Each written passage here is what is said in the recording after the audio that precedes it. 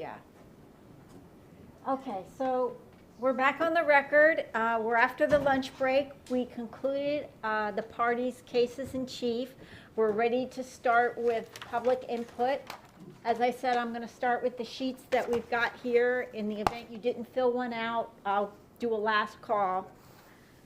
Craig Allenbaugh.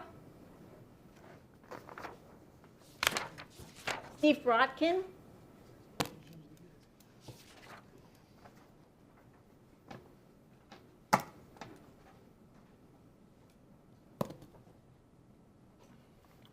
Good afternoon. Thank you for coming. Yes, thank you. My name is Stephen Brodkin. I'm here representing the concerned citizens of Bayshore community. The current zoning for Bayshore Village, as approved in 2006, represents a compromise that allows more than sufficient development rights for the property and should not be changed, in our view. Therefore, we oppose the current rezoning request. Please note the following issues. The Bayshore plan was written with the help of a hired planner by the Bayshore Steering Committee and approved unanimously by the Board of County Commissioners in 2003. The Bayshore plan goal has not changed and states, protect the existing rural, residential, agricultural, and equestrian-oriented character of the community by maintaining low residential densities and minimal commercial activities, and excluding compatible uses that are destructive to the character of this rural residential environment. So in the staff report, in the original Bayshore plan, under basis and recommending findings of fact, the staff report for the original Bayshore plan when it was passed, the staff report said, the Bayshore planning effort originated as a grassroots effort by citizens of the Bayshore area who took an active interest in the county current policies regarding land use issues in their community. The proposed amendments have been driven by the interests of this community. The news press reported at the time that the Bayshore Steering Committee held a public meeting at the Civic Center to review the proposed Bayshore plan. The news press reported the proposal met with nearly unanimous agreement from the crowd, numbering more than 400 people. So I was at that meeting, as were others who were still in the area. The only dissent at that time was from a few people who felt like the plan just wasn't strong enough to protect the rural character of the area and the rural lifestyle. The point just being that there's been overwhelming support for the community to try to keep the area as rural as possible. And this was some of the background to that. So we feel like the higher intensity commercial development proposed is inconsistent with the Bayshore plan goal. And that was goal 18 in the Lee plan. When the current zoning was considered in 2006, the applicant had requested 99,999 square feet of commercial space and 2-story, 35-foot high buildings. The zoning request was reduced to 61,000 square feet of commercial space and 1-story, 25-foot buildings because the county determined that that was the most intensive use for the site consistent with the Bayshore plan. As already stated, the Bayshore plan goal has not changed. In the analysis section of the 9/26/2023 staff report for this application, staff provided a table showing the intensity of the other developments in the general interchange land use category within Lee County. And so they show a chart showing the average square foot, 8,579 square feet per acre. So what we notice is, and of course in that same chart they show that this development, if approved as requested, would be way, way more than that. With the original 61,000 square foot that exists now, that's permitted now, that results in 6,971 square feet per acre, almost 7,000 per acre. And in their chart, that is greater than 3 of the 8 developments that they show as examples in the general interchange table in the current chart. So this square footage is slightly under average, a little under average, which we feel is appropriate considering consistency with the Bayshore plan. The applicant also requests hotel rooms at a density almost triple the average as compared with the others on that table. So the applicant is requesting the most intense use of general interchange in the county by far. It will be more than 50% more intense than the most intense general interchange development in the county. And by intensity, I'm just talking about square footage per acre. I know there were some additional definitions given earlier, but I'm basing it on square footage per acre. So we feel the current zoning provides ample development rights to the applicant. It was considered the maximum intensity in 2006 by county staff to be consistent with the Bayshore plan. So we feel like the current zoning request should be denied. And that's also considering the Bayshore plan goal, which talks about minimal commercial activities. Next, in the 2005 zoning application, the applicant's traffic analysis at that time showed a section of Bayshore Road from Wells Road to I-75 going from a level of service C to a level of service D by 2010, which was considered to be after completion of the development at that time. Of course, that didn't happen. But this analysis was done more than 18 years ago, and the MPO defines LOSD as traffic congestion, reduced travel speeds, and severely restricted maneuverability. Two-lane roads have an unstable flow and passing is difficult. Turning vehicles and distractions cause shock waves in the traffic stream. But anyone in the area that can tell you that how much worse the traffic conditions are now, just getting really worse over the past 2 years, just backing up everywhere. Babcock, of course, is developing hundreds of homes. They're under construction. There's also Bayshore Ranch, Stonehill Manor, Brightwater. So the traffic, we feel, is underestimated. The background traffic is underestimated. And of course, it's already been discussed here a little bit how their level of service is or will be failing in the near future for a few spots in that area. And I can tell you just from personal experience, I drive about a mile on Bayshore Road to get to I-75 to go to work, and it's not uncommon for it to be backed up to Durrance Road on my street, so it's a mile of sitting traffic waiting to get to I-75, at least this time of year on a busy day. So residents can tell you that the roads along there are already failing.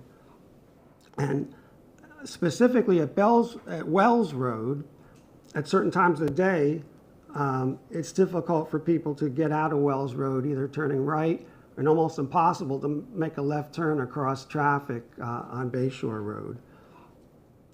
And we know that the study for State Road 75, it's in the PD&E phase. It's not funded. It's not yet funded, and the final alignment's not been approved yet. They have proposals, but it's not been finalized.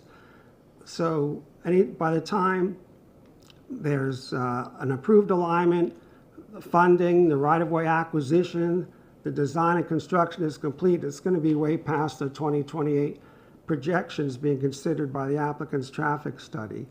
And of course, we heard someone here today talking about being based on being done by 2025, which we know is not going to happen. So there are lead plan policies. Policy 2.2.1, rezoning and DRI proposals will be evaluated as to the availability and proximity of the road network, central sewer and water lines, community facilities, services such as schools, EMS, fire, police protection, other public facilities, compatibility with surrounding land uses, and any other relevant facts affecting the public health, safety, and welfare. So I guess one thing we're trying to figure out is how roads that are already approaching failing or are failing and have the impacts of greatly increased high-intensity commercial area serves the public health, safety, and welfare.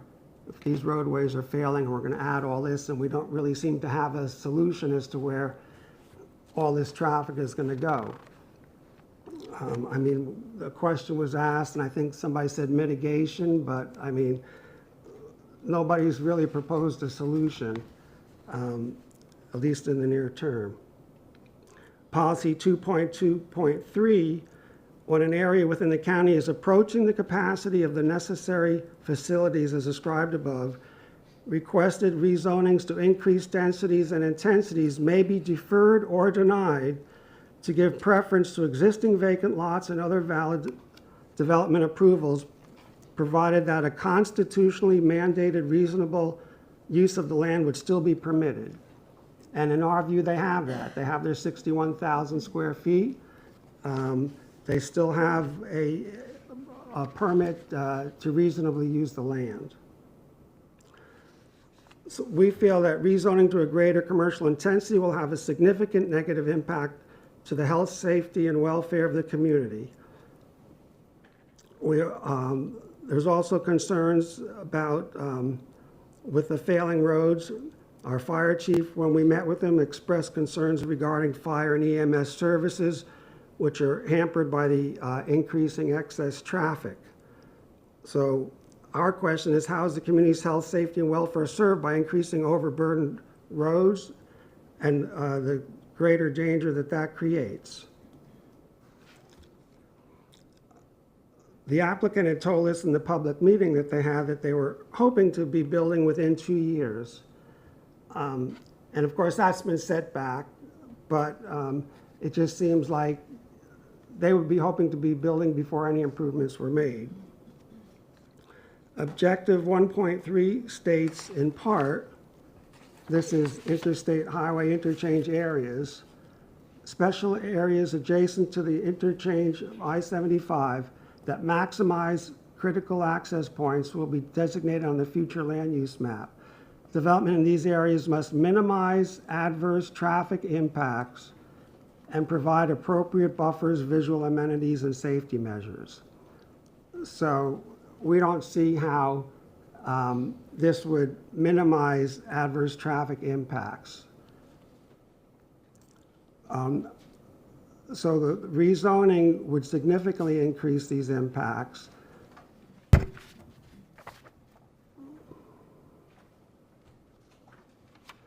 And the current zoning, as I had already said, constitutionally mandated reasonable use of the land would still be permitted. The applicant claims the proposed site plan will provide buffers comparable to the currently approved MCP. But when you make a comparison, there's really no equivalence in what they want to do. They're asking to more than double the intensity, increase the building height from 25 foot to 48 foot, and then they're also wanting to eliminate the wall. So we don't see the comparison there to be similar. And with regard to the wall, I think there was a question asked earlier about different ways that that could be done. Apparently, they'd have a choice between either an 8-foot wall or a wall and berm, we noticed in there. So that theoretically, I don't know what would be most beneficial to the applicant, but they could potentially put like a 4-foot berm and a 4-foot wall on top of it to make the 8 feet. So they would have some different possibilities there. Lee Plan Policy 5.1.5. Protect existing and future residential areas from any encroachment of uses that are potentially destructive to the character and integrity of the residential environment. If such uses are proposed in the form of a planned development or special exception and generally applicable development regulations are deemed to be inadequate, conditions will be attached to minimize or eliminate the potential impacts, or where no adequate conditions can be advised, the application will be denied altogether. The Land Development Code will continue to require appropriate buffers for new developments. So this is this policy 5.1.5 to us is a reason why that wall is necessary, because we feel that some of the applicable land development codes are inadequate to cover that problem. Policy 135.9.5, new development adjacent to areas of established residential neighborhoods must be compatible with or improve the area's existing character. And so one question we would ask is, why are these policies in the LEED plan? If they don't apply now, then when would they apply? We feel they apply now. When the current zoning was approved in 2006, in the staff report, they said, commercial developments, including this one, will have a significant impact on this rural community, especially to the north on Wells Road. For this reason, the applicant has proposed, and this was after their original proposal, they revised it, but they proposed a reasonable schedule of uses, limited height, buffers, and separation requirements. Special care was taken to protect the property to the north, utilizing enhanced separation, requiring buffering preserve areas, berms, and walls. Staff recommended at the time that any wall buffering the northern property line extended across the entire property line to provide better visual barrier and will help buffer any noise or nuisance from the property to the north. So we feel that conditions such as the 8-foot wall, the 75-foot preserve, the building setbacks from the northern property line, the building height and schedule of uses as they were all conditioned in 2006 should be maintained to be consistent with the Bayshore Plan goal and these policies, other policies that we've cited.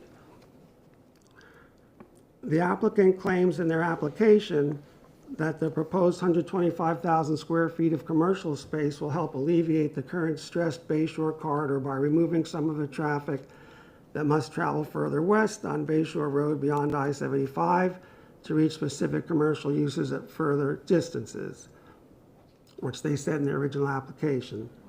And then at a later time, they said, site will meet the needs of the traveling public to and from Babcock Ranch along with I-75, as well as the forecast population increase with the Bayshore planning community.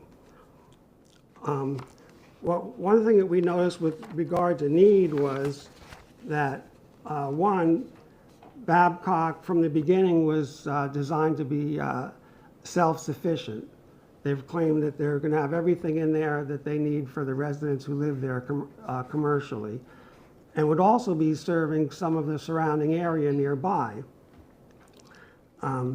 The general interchange zone is meant to primarily to serve the traveling public.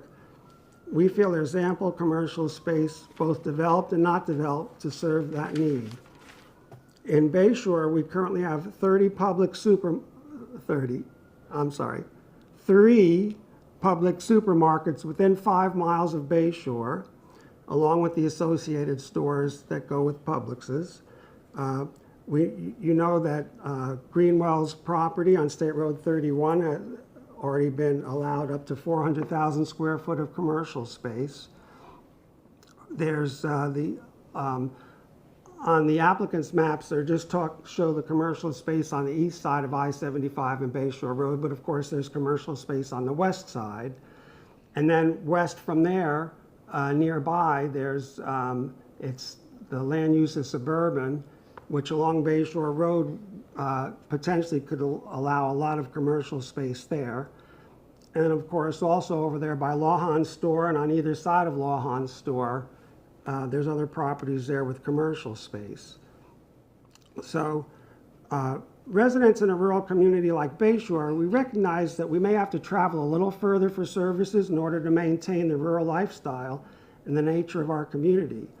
But there's more than sufficient commercial space available nearby to serve the community.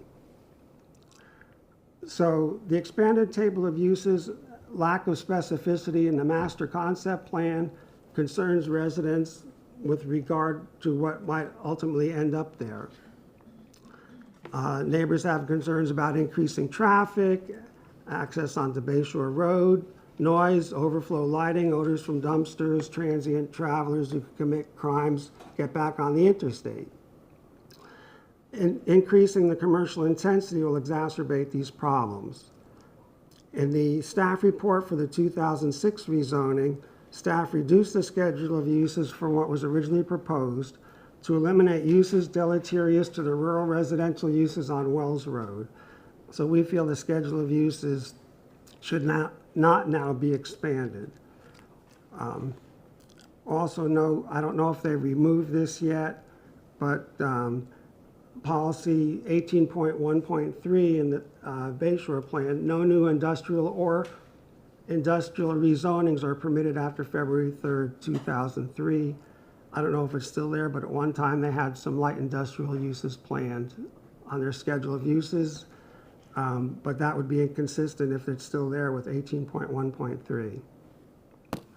We have about, there's a petition which Adam gave you. I brought a copy, but he gave you a copy, signed by about 250 local residents who oppose this zoning change. So in summary, in 2006 zoning, the county reduced the commercial square footage from the applicant's original request, added conditions in order to help reduce impacts to the community and be consistent with the LEED plan and the Bayshore plan. The current application, we feel, erodes the compromise measures that were made at that time, meant to reduce the impacts, and will be detrimental to the health, safety, and welfare of the community.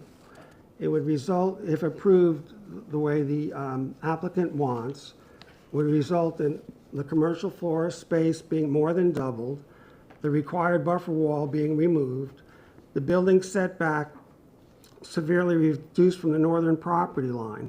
In 2006, there was a 150-foot setback from the northern property line to any building in that zoning. So that's been shrunk, I think we figured, to about a little over 100 feet.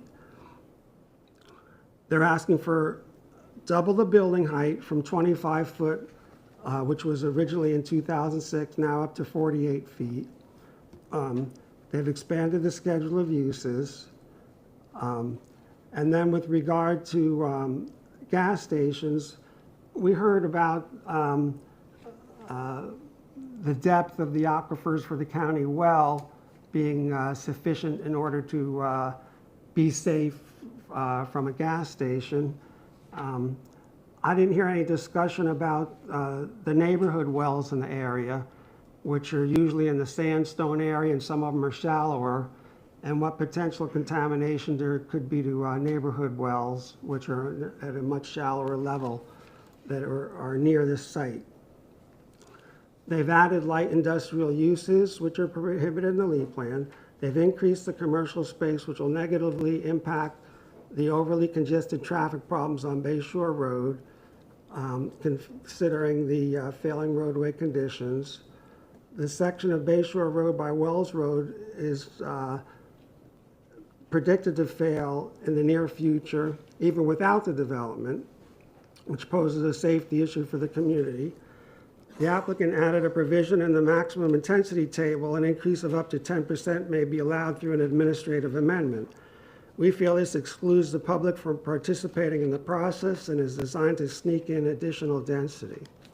And of course, the Bayshore plan goal states minimal commercial intensity. Minimal commercial activities, I should say.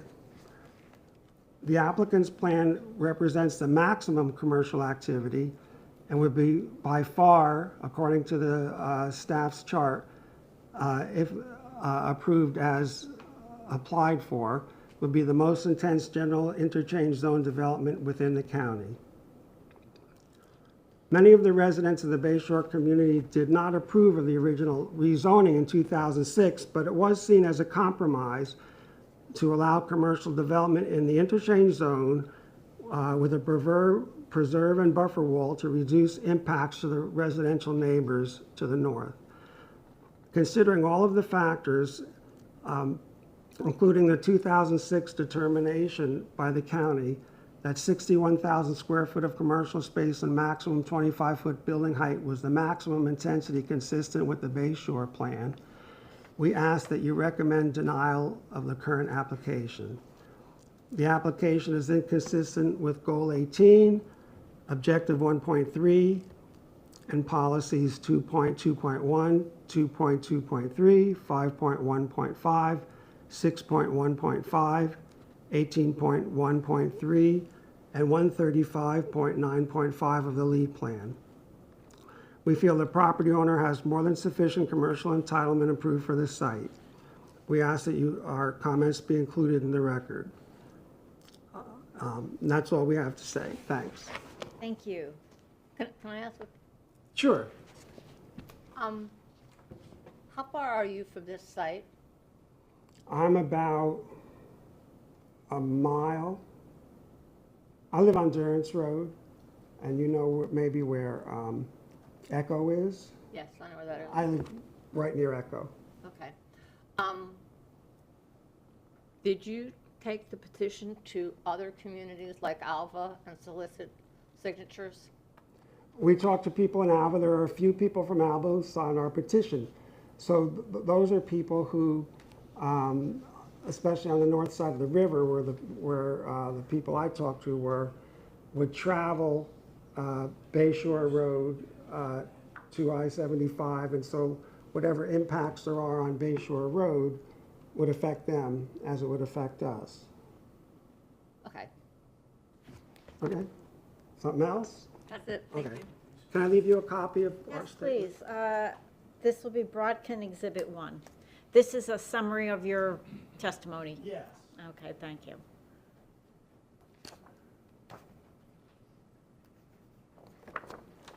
Thank you. Thank you. Okay, Robert John Beeson.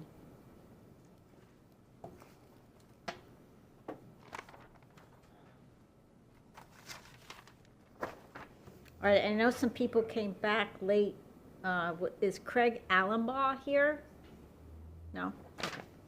Terry Bohm?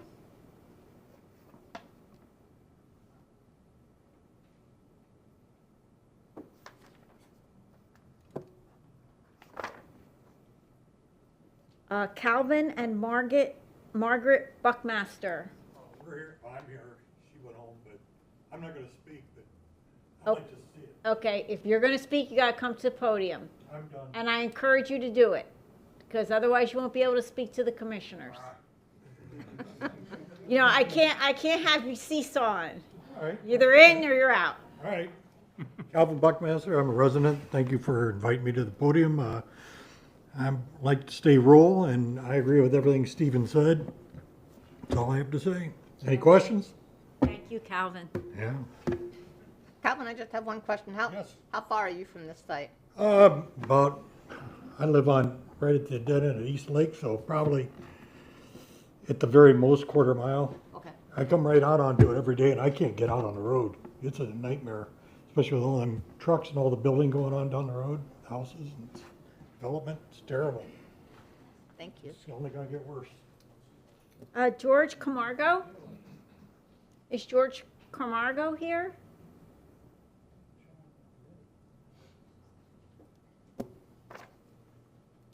Cheryl and Joseph Daly.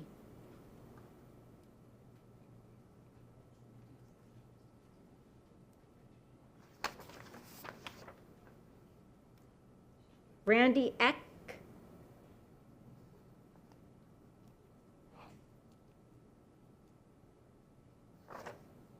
Lizette Harney.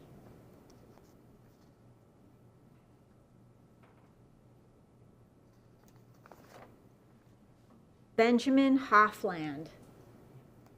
Good afternoon. Thank you for coming, sir. Good afternoon. My name is Benjamin Hoffland, resident of the Bayshore community, for the record. Madam Hearing Examiner, I assume, as you have demonstrated, that you are very familiar with the Lee plan, as I also am. I've read through it several times in preparation of rezoning applications. However, it appears that our applicant has not taken it to heart.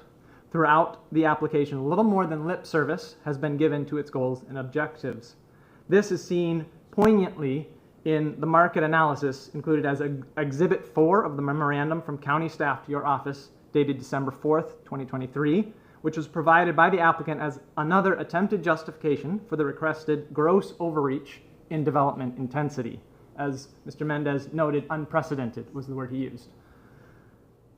For the record and for everyone's benefit, I would like to reread a few excerpts from the Lee Plan, starting in Part B, Goal 17, Community Planning, Objective 17.1, Community Plans, to create community plans that address specific conditions unique to a defined area of the county.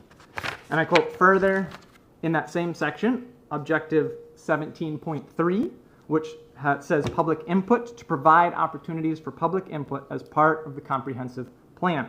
As you are aware, this public input process resulted in an overwhelming and definitive stance that is captured in the subsequent Goal 18, which I quote, Goal 18, Bayshore Community Plan, to protect the existing rural, residential, agricultural, and equestrian-oriented character of the community by maintaining low residential densities and minimal commercial activities, and exclude incompatible uses that are destructive to the character of this rural residential environment.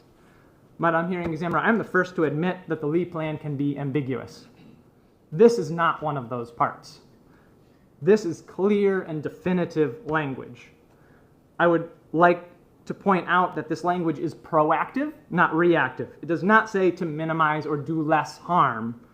It says to maintain minimal commercial activities. That is to say, do no harm to the character of this community. This intent is clarified immediately thereafter in the words, by excluding uses destructive to the character of this community. This language is very clear. All proposed development within the bounds of the community must, according to the Lee Plan, be substantially rural, agricultural, or equestrian in character, or the character of this community will not be maintained. With all due respect to the very qualified team that has prepared this application, the proposed development is entirely inconsistent with both the meaning and the intent of Goal 18. There is nothing about this application that is rural, or agricultural, or equestrian. As such, Madam Hearing Examiner, I beseech you to stand up for the law of the land, as laid out in the Lee Plan, for the people of this community, and to deny this application for its gross incompatibility with the character of the community in which it is proposed. I have some technical things as well to address the presentations that have happened. 3 short things, one regarding the wells. We had a very great presentation about those aquifers, and I know there's been correspondence with staff to alleviate some of their concerns. One of the items, for the record, that was not addressed is unrecorded and improperly abandoned wells on adjacent sites. If there were to be a spill and there was a well that was puncturing those impermeable barriers, that would travel directly to the various aquifers and would shorten the travel time for any toxins that would be getting into our drinking water. And that is part of why those provisions are in place in the code. They're conservative, and that's one of the reasons why. Regarding intersections, you noticed and brought up that 3 intersections are going to fail. And as provided in the testimony, there may or may not be mitigated in the development order, and in all likelihood, they will not be, because we will likely not meet that 25% threshold because of the volume of Bayshore Road, which means the residents of this community will bear the burden of the failure of those intersections unless you stipulate and require mitigation for the developer. And then I would like to clarify, there's been a lot of talk about need on the behalf of the applicant.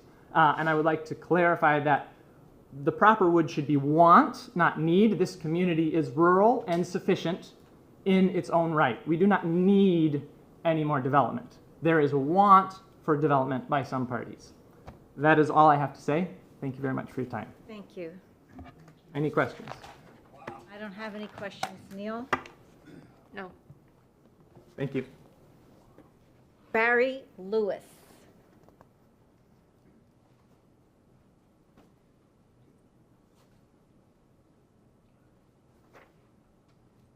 Zachary Lombard.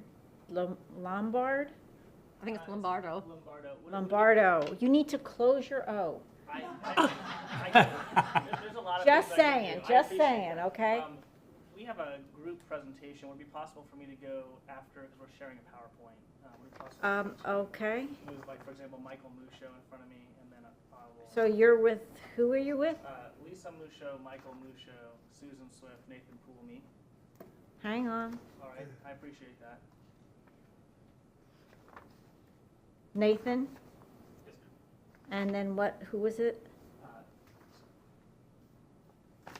It was Michael Musho, Yeah, right, I have that. Susan Swift, Susan Swift. probably written in Yes, material I've got it. presentation. My secretary put it in alphabetical order, so Oh, I gotta pull. And then who else? Lisa, Michael, Susan, Nathan, me.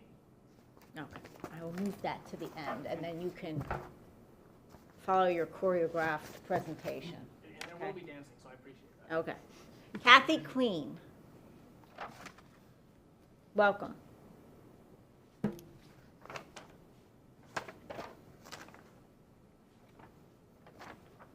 Hi, I'm Kathy Queen. My husband Richard and I, we live on Sandy Pine Circle, which is the community at the end of Wells Road. So the development, we have to pass every day, coming and going, no matter where we go, because there's only one way out for us. I did not plan to speak today, but I think it's important to listen to just a person, that I don't have any statistics, I don't have any county plan, anything. I don't have anything prepared except the fact this development is too big for where they're going to put it. We already have massive traffic problems with Wells Road. We have massive traffic problems with Bayshore Road. My husband and I are retired, so we're not forced to go out in the morning at a certain time to have to experience all that joy. We do get to pick and choose when we go. But it's a terrible situation for people, and one of these days there's going to be a lot of accidents right there at Wells Road, and people are going to die. We do not need that development at that size there. Something smaller, but not that. Thank you. Any questions? Stephanie Sikora.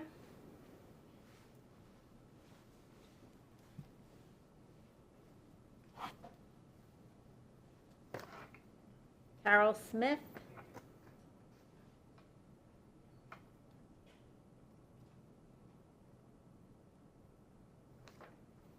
Linda Stanford.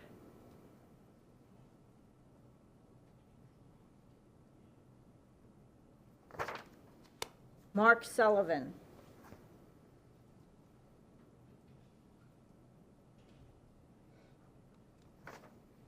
David Vietz.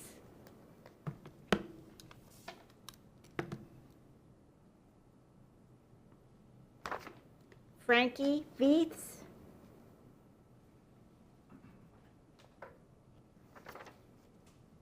Okay, Zachary Lombardo. You're going to orchestrate? Yeah, if you could have Lisa Musho. Thank you. So this is Lisa Musho. Yes, Good afternoon. Thank you for coming. Lisa Musho. Good afternoon, Madam Hearing Examiner. And this is your PowerPoint? This is Lee Spins right now. Oh, do you want your PowerPoint up The first? first two that are going to speak, and then. I'm sorry, can you say your Okay. name again?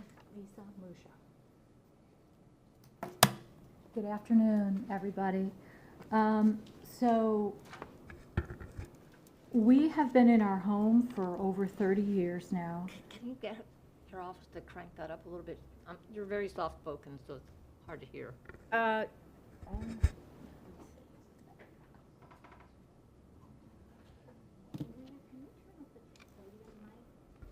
Yeah, they don't want you to touch them, so that's why I asked her. They have signs on ours, don't touch. They're always telling us not to touch the microphone. Oh, I didn't see that, sorry. gotta tell my IT person to turn it off. No, Okay, try to speak up for us. Can you hear me now, or no? Yes, we can hear me? Okay, I'll try to lean in here. Okay, so,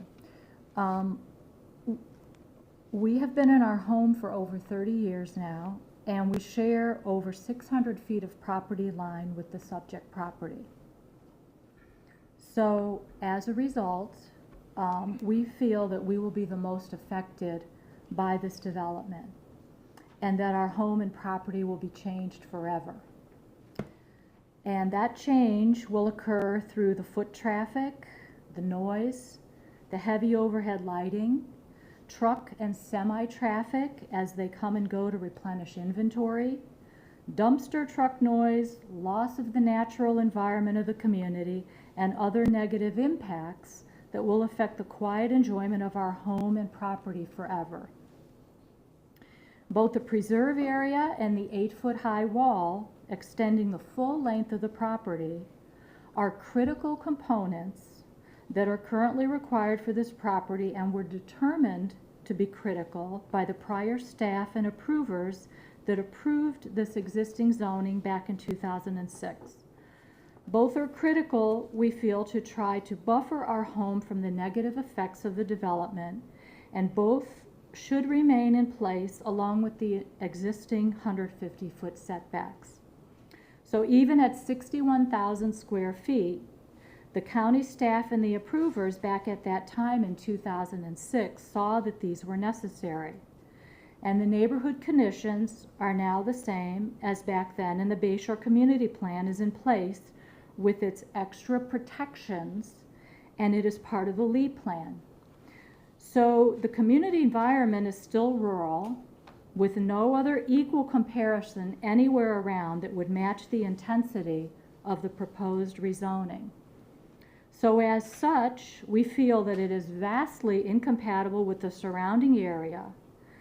And so now for the proposed intensity to increase massively, and for it to be proposed that the wall be removed, the building setback to be removed for certain uses, and the buffer spacing be removed, does just not make any sense to us. So therefore, we respectfully request that you keep the preserve and wall in place, which is also a recommendation by the current staff. We also request that the building setback remain and the buffer spacing remain as well. Next, according to the staff report filed on 9/28/23, compatibility means, and I quote, I'm sure you've heard this, compatible means in describing the relation between two land uses, buildings or structures, or zoning districts, the state wherein those two things exhibit either a positive relationship based on fit, similar or reciprocity of the characteristics, or a neutral relationship based on a relative lack of conflict, actual or potential, or on a failure to communicate negative or harmful influences one to another, end quote. A simple reading of this definition makes it clear that placing this proposed intense development with a 48-foot-high hotel, along with very intense business uses next to a residential home, does not match the definition of compatible. The staff report went on to say, quote, the request poses an incompatible development program that will result in a relationship characterized by a stark transition between the low-density residential land uses and unparalleled commercial intensity in the Bayshore community, end quote. So as explained, this proposed development does not match with the Bayshore Community Plan, and it's massively over-intensive to what's stated, what exists, and it's not compatible with the community or the neighborhood. So the applicant has stated that this development is necessary to accommodate the residents in Babcock Ranch. However, Babcock Ranch is located primarily in another county, and it was designed to be a self-supporting community whereby the residents and developers of Babcock can determine what services they want and then go ahead and build those services in their own community. So we feel that the residents in the Bayshore community should not be made to sacrifice the rural character of the area to develop shopping for the Babcock Ranch community. Next, the Bayshore community residents have spoken on this proposed development through several community meetings and through their signed petition with over 200 signatures, which has been submitted into the record. Early on in this process, there was a community meeting whereby the residents unanimously stated loudly and clearly that they did not want this intense development in their community. And they have repeatedly and consistently stated this over time whenever this development topic comes up. So we ask, will you please consider the petition in opposition to this rezoning in your evaluation? Next, I've heard it said that the average commercial square footage in interchange areas that is being approved is 10,000 square feet per acre.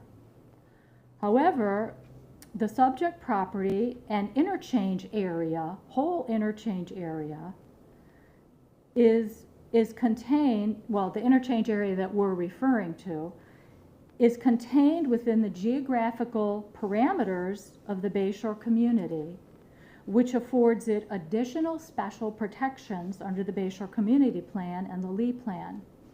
Therefore, this development should not be at an average intensity compared to the rest of the county because of these additional protections.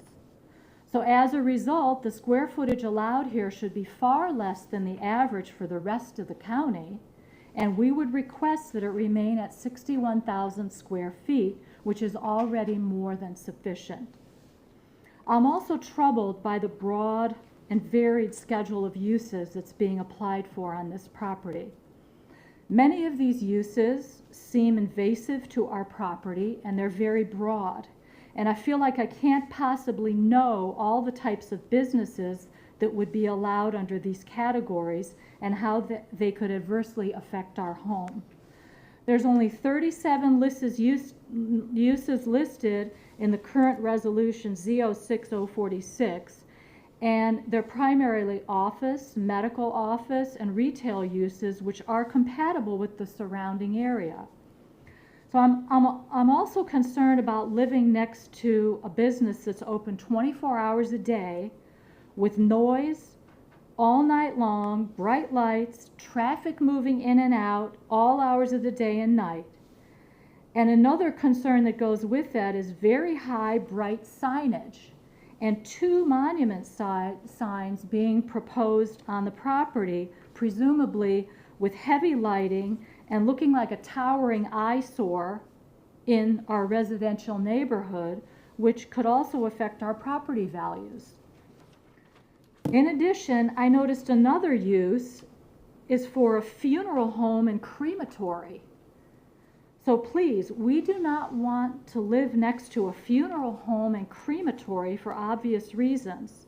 And in my opinion, this could affect our property values. So we would respectfully ask to please use your expertise in knowing what businesses each use category contain, and please, we ask to eliminate that use if it's not compatible. Because invasive, obnoxious, and intense business uses are not compatible with a quiet residential neighborhood. Next, this rezoning is being proposed to exclude the wall, which is currently approved and required by the existing resolution Z06046, and to extend the full length of the property. According to the staff report filed on 9/26, it talked about the research on the best sound attenuation practices, saying, quote, "Vegetative matter is often an impractical way to effectively mitigate noise as compared to the sound attenuation of the masonry wall," end quote. And according to the Center for Environmental Excellence by the American Association of State Highway and transportation officials, it states that it would take at least 100 feet of dense vegetation to provide the same benefit as the wall. And quote, because of this, the FHWA administration has not approved using vegetation for noise abatement, end quote. Therefore, the staff is recommending that the currently approved wall shall remain in place, and we please ask that you keep the wall in place. I have a copy of this if you would like it. Sure, if you would like me to have it, I will take it. Okay. So this is Lisa Musha. Right. So in closing, what I wanted to just say is Bayshore is a unique community, and many of the homes are situated on large lots or large farming parcels, thus the lower, the lower population. These are large farming parcels. So it's unique largely due to the undisturbed beauty with the natural enjoyment of the environment that we live in, and once it's gone forever. So the proposed rezoning does not match what's described in the Bayshore Community Plan, Goal 18, and in the Lee Plan. It's not compatible with our community. And as we know, Goal 18 is to protect the existing rural residential agricultural and equestrian-oriented character of the community by maintaining low residential densities and minimal commercial activities, and exclude incompatible uses that are destructive to the character of this rural residential environment. So we ask, if Goal 18 is not applied and honored at this time for this rezoning, then at what other time would the use of this policy be applied? And we feel that it's now. So for all these reasons, and that it does not match the components in the community plan, it's not compatible, we respectfully request that this rezoning be denied, and we thank you for your consideration and time. Thank you. Mr. Lombardo, who should speak next? Michael Musha, thank you very much. I misunderstood.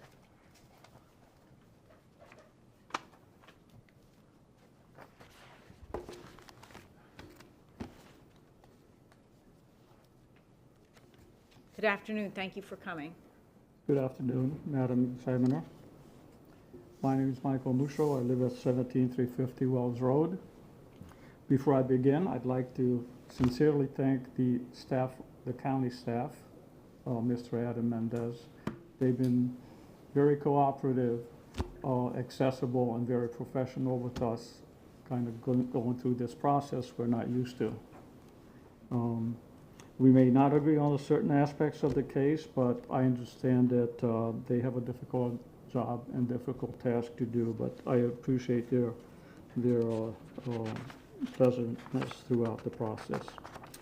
Our home is over 615 linear feet of our property. Line is adjacent to the north property line of this proposed development. Our family home of over 30 years plus, and my family will probably experience the most effect from this development. Our fears are numerous and gives us great concern that at the recommended 87,500 commercial square footage density is still too large, the business uses are too broad, and it is short on compatibility with the surrounding rural neighborhoods that we have our homes and lifetime investments in. One of the concerns has always been sufficient separation and buffering between this commercial site and the adjacent Wells Road neighborhood. These separations required by the staff, they are fundamental needs of the community and irreplaceable. It was irreplaceable when a 61,000 square foot commercial development was to be butted against our rural residential homes in our neighborhood, and it is irreplaceable now. This was unknown to the applicant when they purchased their entitlement to the property, and this separation should remain. I would like to briefly speak to the preservation and the future of the preserve that's being proposed. The vegetation on there that is being portrayed, I don't see that as very accurate by the applicant. Some of the things that were fogged over is the amount of exotics that will be removed, which is essentially it's separated into halves, the east half and the west half of the property. The west half, the exotics that will be removed anywhere from 1 to 24%. And on the east side, it will be from, I believe, 25 or 24 to 48%. Those vegetations will be gone forever. That's going to leave a very sparse view for us. I don't think there's been enough talk about that. Actually, the staff's presentation showed a more true view of what things will look like. Palmettos are not high. Pine trees are high, and all you see is tree trunks. It doesn't buffer sound as well. It doesn't buffer lights or trucks and noise and vehicles pulling into the commercial site, flashing through that whole area, with our home being right on top of that house that is on top of that parcel is where we live. 75 feet is not a lot. I understand that for the applicants it is. But when that 75 feet is being barraged by noise, lighting, disruptions, traffic, it's not a lot. That wall needs to be there.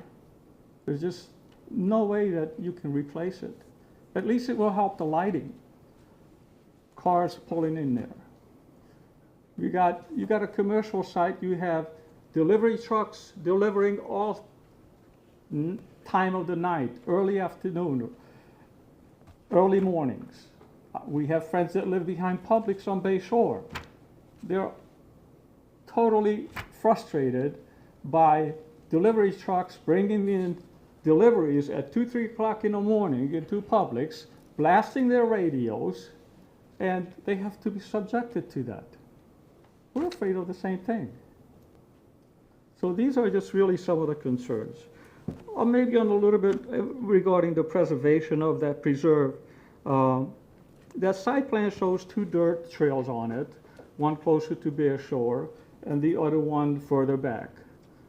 Those dirt trails were really originally bridle trails that were used by people that have horses, that they would ride their horses to Lohans, or also by ATVs, 4x4s. We're an ATV community, okay? People have properties. They use their ATVs to do work on their properties and also for recreation. And it's not unusual for people to go to Lohans and pick up supplies, or just, even the teenagers that they're not, they can't drive on the road because they're not old enough, so they take their ATVs and they go back-roading and they go wherever they're going to go. We draw ATV traffic from Pritchett and beyond that come and just to maybe go have a pop at the Lohan store, which is kind of the hub of the neighborhood, grab a sandwich or whatever they're going to be doing, or just to meet up. And when they come, they cut right through this parcel. Okay? That's what those trails are used for. That even 4x4 trucks are using it. So my concern in preserving the preserve, or the preservation of the preserve, is that once the commercial building is built, they're going to find their own trail to wherever they're going, and that preserve is going to be a dirt trail again. They'll find their own trail. And if there's any kind of protection we can do from the sides of the preserve, whether it's a 4-foot fence, signage, just any kind of ideas that perhaps you can recommend or you can address. So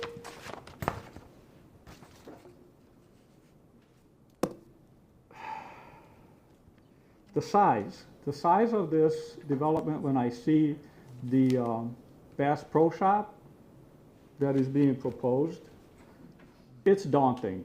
It really is. I have to say it's like trying to fit a square into a round hole. It is totally not comparable. It cannot fit in on this lot. It is not compatible, clearly. Also, we have one big concern, and it's a very unpleasant topic for everyone, especially in the community, is the well field zones that are under the entire area of the applicant's property, whether it's in Zone 1 or Zone 5. Fuel tanks on top of a water supply, not only ours are wells, because most people have wells in the whole area. They have it for their livestock, they have it for irrigation. They're drawing water from that. And the presentation about how, it's interesting, it really is how the county wells are depth and protected and how it's built is very interesting. But it's probably not going to apply to a lot of these wells that are around that may or may not be affected by the water supply if it's contaminated. And having fuel tanks up to, I believe, 22 pumps that would, whatever it will require, the amount of tanks, on top of exactly where we're possibly drawing our water from. Now, I understand there are safeguards against it. I understand there are ways to mitigate some of those things by additional linings, by monitoring equipment. But the concern with that is that it's not fail-proof. There's human error involved. There's complacency involved. Over the years, a number of years down the road, maybe we won't have a good steward of that site. Maybe they won't have the monitoring. Maybe the monitoring equipment can fail. And maybe they can contaminate our water. Why take that risk? That risk is unnecessary. There are other areas within the Bayshore that where you can put a gas station if we need a gas station, which we don't. We have a gas station, of course, on the west side, which is Love's, a truck stop. We have a Marathon, which is next to Lawhans, all within close distance.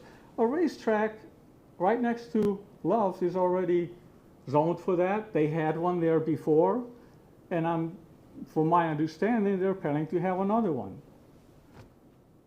Also, in addition, if we're talking about a traveling public, then literally seconds away from this exit, Palm Beach Boulevard has numerous gas stations.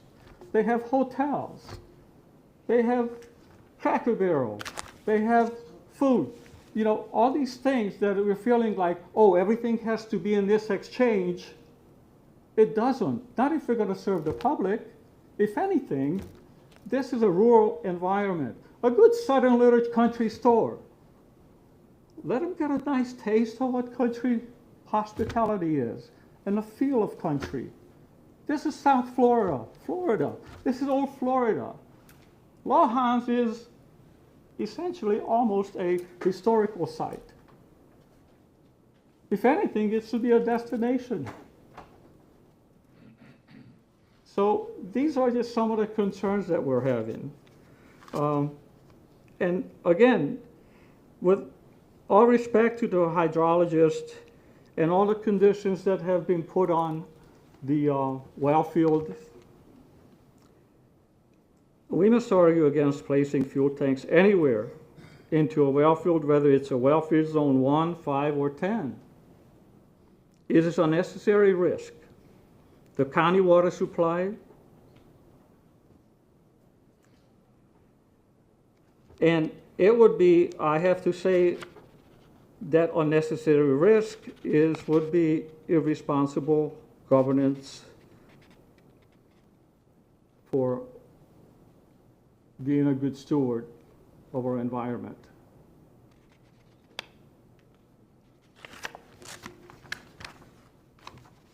Especially when there are nearby alternatives. It's unnecessary, 100% unnecessary. The applicant will still have more than adequate entitlements beyond their purchase entitlement when they bought the property. They knew all these things. There was not a gas station approved on the previous zoning. And if there would have been, the well field zones were not even known about at that time. This is a current occurrence. It was this kind of discovered with this application where we found out about it. So it's an unnecessary risk that is not necessary. The only 100% safe and judicious solution to the well field topic is to exclude gas station fuel tanks and other contaminant risk business uses completely from this parcel in all well field zones.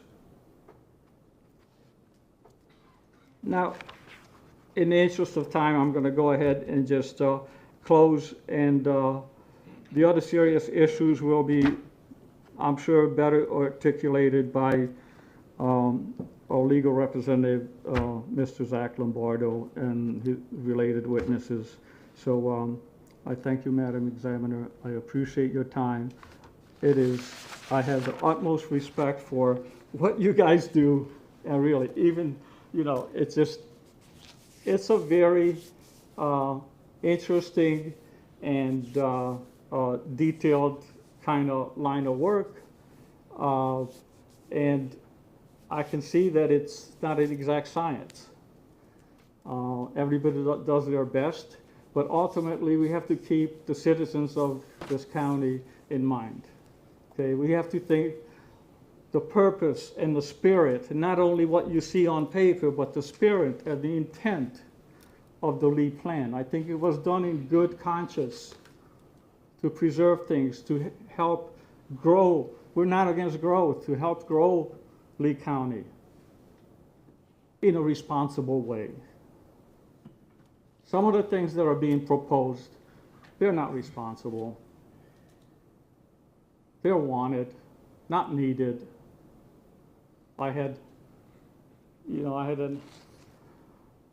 This old guy once said numerous times to me that it's one thing to want something, and it's another thing to need something. Another thing he had was that just because you can do something doesn't mean you have to do it. Well, my father's passed away.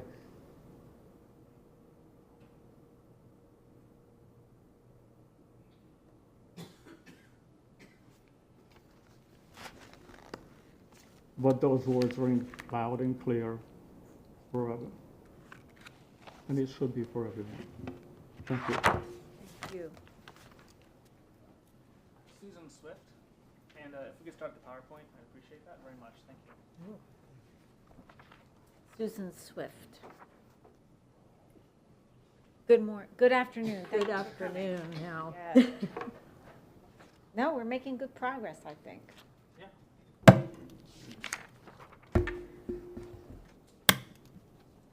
Good afternoon. My name is Susan Swift. I'm AICP certified planner. I work for Boggs Engineering in Plant City, Florida. And I have been previously accepted here as an expert for land planning and for the county's plan and the land development code. And I also have for you resume and copies of my resume. Okay, do you mind just giving us an overview of your education and work experience? Yes. Because I apologize, I'm sure you've been before, but I've done hundreds of cases, and I think it would be helpful if you just give us that summary. I have, as I said, I'm AICP certified. I have a master's in planning from the Florida State University. I have more than 40 years of experience, almost, most of which is in Florida, on the west, all of which is on the west coast of Florida, with the exception of my, my experience in Virginia and Maryland. I have been the planning director for the city of Tampa and three other jurisdictions. And in between, I have worked for regional and local and national architectural and engineering firms. Okay, so it sounds like you have a lot of experience in planning, and I can accept you as an expert in Yes. planning.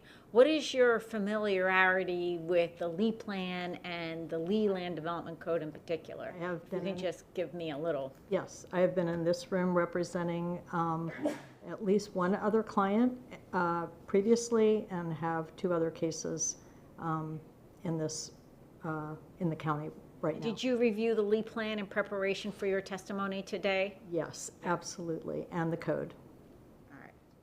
Can I ask you what I'm- case you represented here? It was a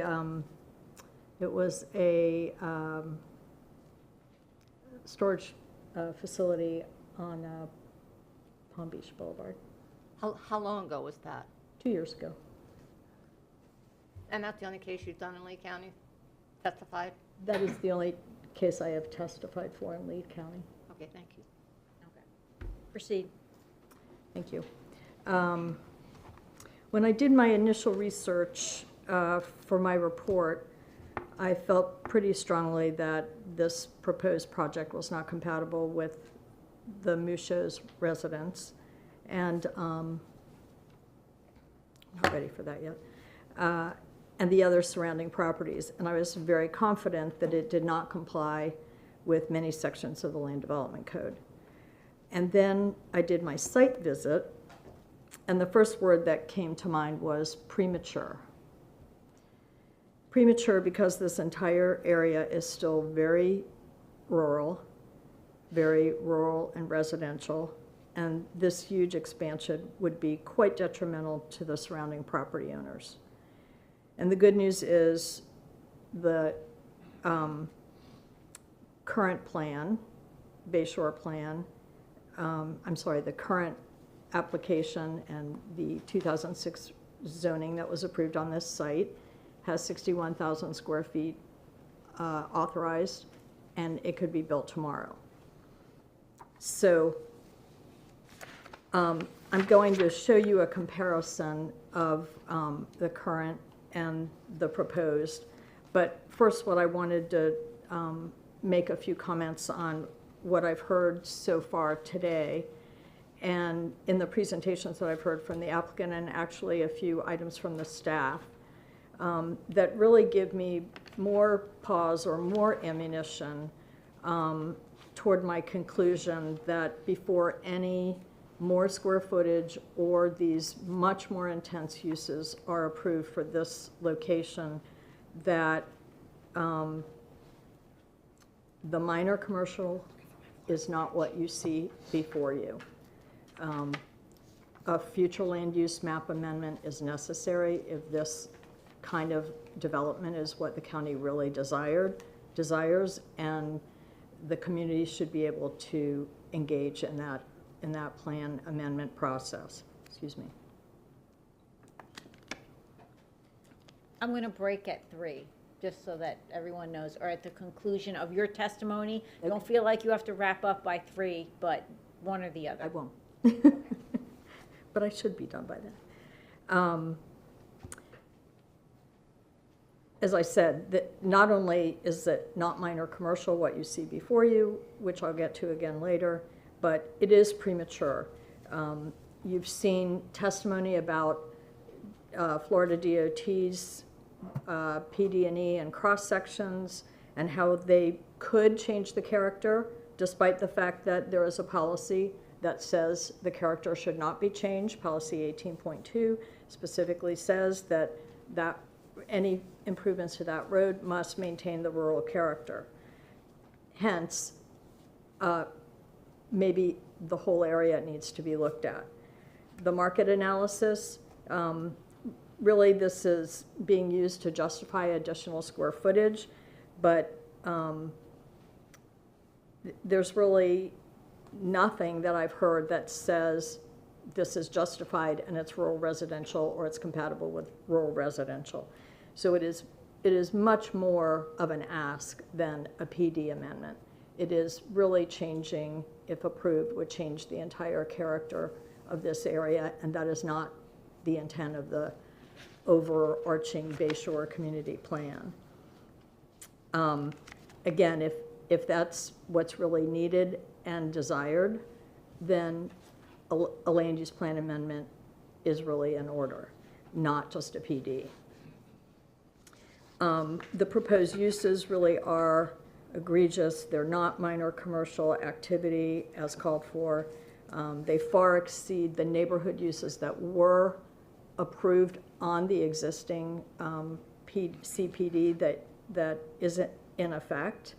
The uses you see now are more akin to the general commercial zoning district, which I could be out on a limb here, but I don't think that would ever be approved in a location like this or in the Bayshore community plan. What do you make of the over 25-year or 20-year designation of this area as a general interchange on the future land use map? And I'm curious as to what map amendment you think would be necessary to accommodate commercial development, because general interchange is one of the more intense land use categories, and it predates the adoption of the Bayshore plan. Now, I'm not saying that there shouldn't be balance, but some of your testimony is confusing to me, and I want to allow you to clarify. I will clarify, and to your point, the Bayshore plan was put in effect after the interchange general land use category was put in place.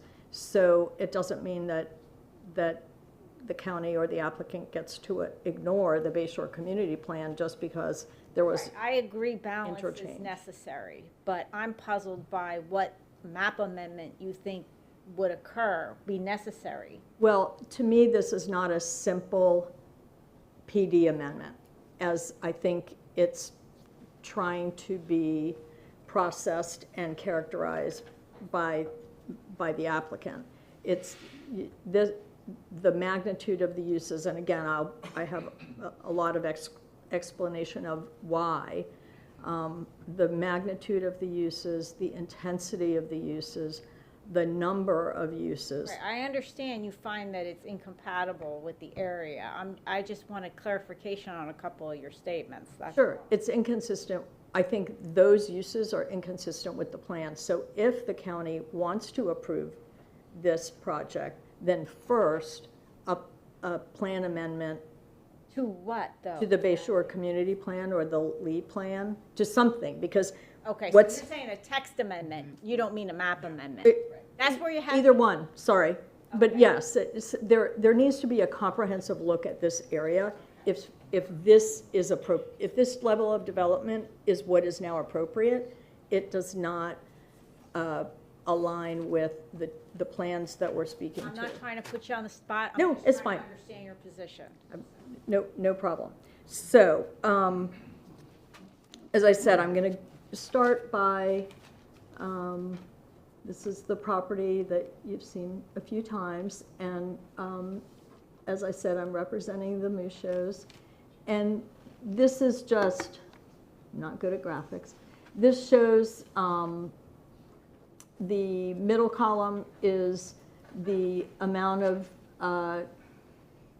square footage allowed and all of the kind of high-level components of the plan that's in effect at the time. And on the right is what is, and this was based on the July submission. There's certainly a lot of things going on and things changing even with the yesterday's letter, but I was trying to find a baseline. So there's a lot of, certainly way more square footage. The out parcels are smaller.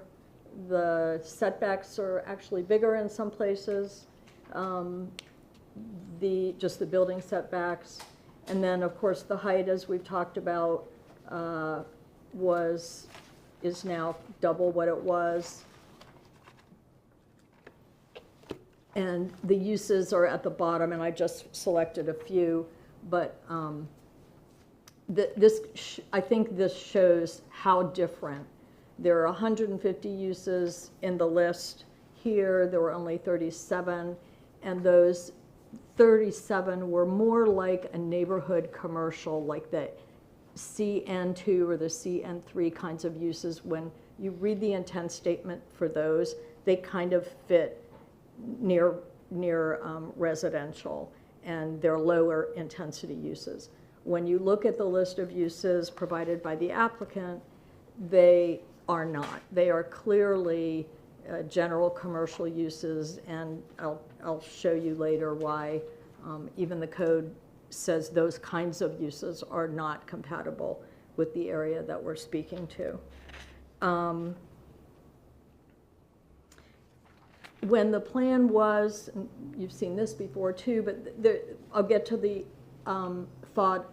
theme of predictability and reliability. But there was an idea here, going back, I think you actually can't see on the bottom, there were design guidelines and standards and a picture that essentially had to be the final product had to be consistent with that, and certainly wasn't going to look exactly like it. There were also design guidelines that this project is supposed to comply with. I have not seen, I could have missed it, I have not seen those design guidelines or anything like it mentioned in anything we've seen so far. I haven't picked that up as a condition from Well, they're baked anyone. into the land development code, so I frown on them incorporating conditions that are already covered by the code. Well, in the current plan, it mentions that code section, but it also adds 2 other design-related conditions that I haven't seen. So this is why the plan, why we think this is so much different than the plan, that it requires either a map amendment or text amendment to either the Bayshore plan or, and it's not something we're advocating for, we're just trying to make the point that what you see before you is so different from those plans and so different from what's there now. And what is there now was deemed to be consistent with the plan and consistent with the Bayshore plan. No changes have been made to those plans since. No changes have been made to the surrounding uses. There is nothing that triggers the amount of uses, the amount of intensity, and the heaviness of the uses that are being proposed. So some of the themes that you'll hear me mention is this undermines the intent of the Planned Development District, which is supposed to give some certainty, yes, flexibility, creativity, but we don't think there's any creativity here, and we think there's too much flexibility, and I'll get to that. It's not predictable. The Mushos and the other surrounding property owners cannot predict not only what it's going to look like and what it's going to be like and what the uses are going to be, but then they can't predict or have a good feel for what those impacts are going to be. And I think you've heard that from Mr. and Mrs. Musho themselves. And then there are things that the code talks about minimums. That's what the code is all about. There are places in the comprehensive plan that speak to adequate and in some cases appropriate. And in the number of deviations that you're seeing, these are not even meeting the minimum. They're not offering anything in trade, oh, we're making a better this in order to compensate for that. It's really, the PD is kind of being used to minimize the requirements instead of minimizing the impacts. So this is just some of the more detailed, the next level of those themes. It's much more intense than other projects that have been approved. The increase in height is 2 stories to 4 stories, and then frankly, there's really a 5th story, but I can talk about that later, or a 5th level, not a 5th story.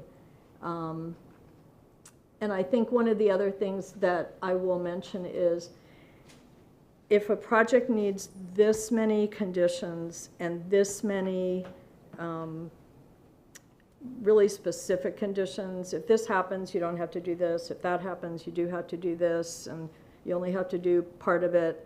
To me, the number of conditions and the specificity of them almost speaks to the use isn't really compatible, because you shouldn't need that many conditions for buffers and landscaping and where the drive-through is going to be or not going to be. That there's just too much proposed for this new version of this PD. I think I've mentioned several of those. All the adjacent properties except for 2 sites are zoned AG2. That is, you know, they do have on the west side and the north side, they do have interchange, but to the east, they have a lower intensity land use plan designation. And then almost every single property has an Ag 2 zoning district. So they're not there yet to the level of intensity and use that is proposed in this project. And then the other thing is that there are a lot of kind of moving targets, and it is hard with the different concepts. I'm experienced with concept plans, multiple concept plans and trade-offs, but I think when you add all the variables within those and the variables within the staff conditions or the proposed conditions, it's really not something that the stakeholders can really rely on. So to my general planning, my planning stuff, I believe this PD amendment really violates the three basic premises of land use planning, and that is consistency with the plan, compatibility with the uses around it, and even the zoning districts around it, and compliance with the code. The intensity and uses, there are multiple goals, objectives, policies in the LEED plan itself, in the Bayshore plan, and even the interchange land use category isn't exactly on point with what's being proposed. Toward that end, on the bottom, it says uses should be intended primarily for low-intensity commercial, and they provide appropriate buffers or visual amenities.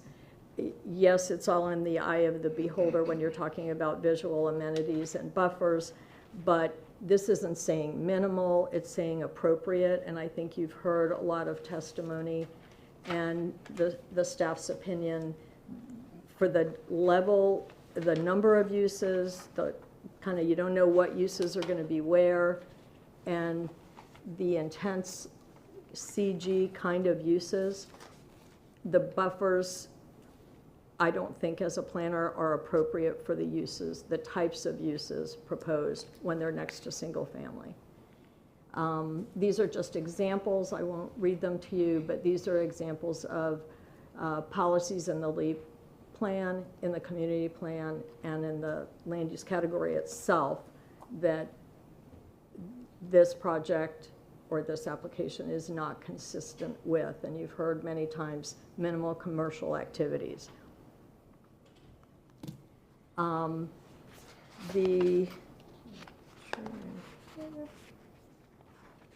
The application in terms of compatibility, I do want to clarify, I was a little confused because today in the earlier versions there was a 10% bump up. Today I heard 125,000 square feet, but in the application materials and subsequent materials there was the ability to get more square footage through an administrative approval. I didn't hear that mentioned today, so I wasn't sure if it was off the table, but that's where I got the 137.5. I would like clarification on that as well. Repeating beating the dead horse, it's not minor commercial activities. And again, I think it's premature for this area, this entire area, in addition to being next to the Moose Show single-family home. The height is, it says 48 feet or 4 stories for the hotel. I talked to our architect. 4 stories is kind of hard to get. It's possible, but it's hard to get into 48 feet for certain brands of hotel that I assume would be at this location. And then something that I think the conditions don't address is there are a lot of hotels, including the one I'm in, that now have rooftop uses. And so there's really a potential here that it's really 5 stories. And it was only 2 stories. You know, the uses here on this whole site were only 1 or 2 stories before, 35 feet. There's also something in the materials that say, and it might be in the conditions from the staff version, that says accessory buildings for the hotel could be up to 35 feet. I don't know how many accessory buildings a hotel like that would have or what they would be used for, but 35 feet seems like a lot. So there's some other compatibility issues there.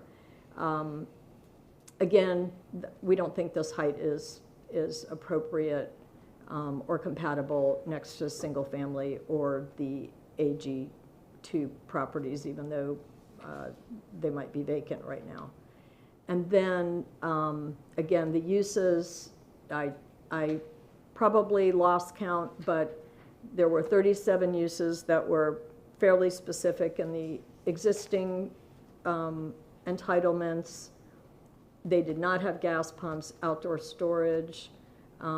They were more neighborhood, what your code calls low intensity or neighborhood commercial uses that by design would be retail, office. They don't have, in most cases, 24/7 operations. They might have deliveries in the back, but they don't have semi-tractor trailers at 2 a.m.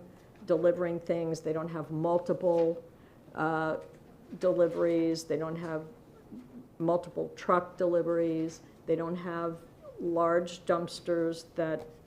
multiple dumpsters that slam down in the middle of the night. There are a lot of things in this list of uses that are not compatible with this area or with single family in particular. And they have a lot of negative impacts on residential. So even when we talk about CG uses, and I believe the staff report even states that these are more CG uses on this list. And when you look at the code, it says right there that which are not suited for and do not generally seek locations in neighborhood, community, or regional shopping centers. And then further down, and are relatively sensitive to the impacts of adjacent, you can't see, land uses, I think it says, generating substantial impacts on their neighbors. So these are the uses. If you compare these to the CG uses, you will see that they are not an identical match, but they are pretty darn close. And then, again, this is the definition of compatible, which you have also heard, but I think it's important to see the specific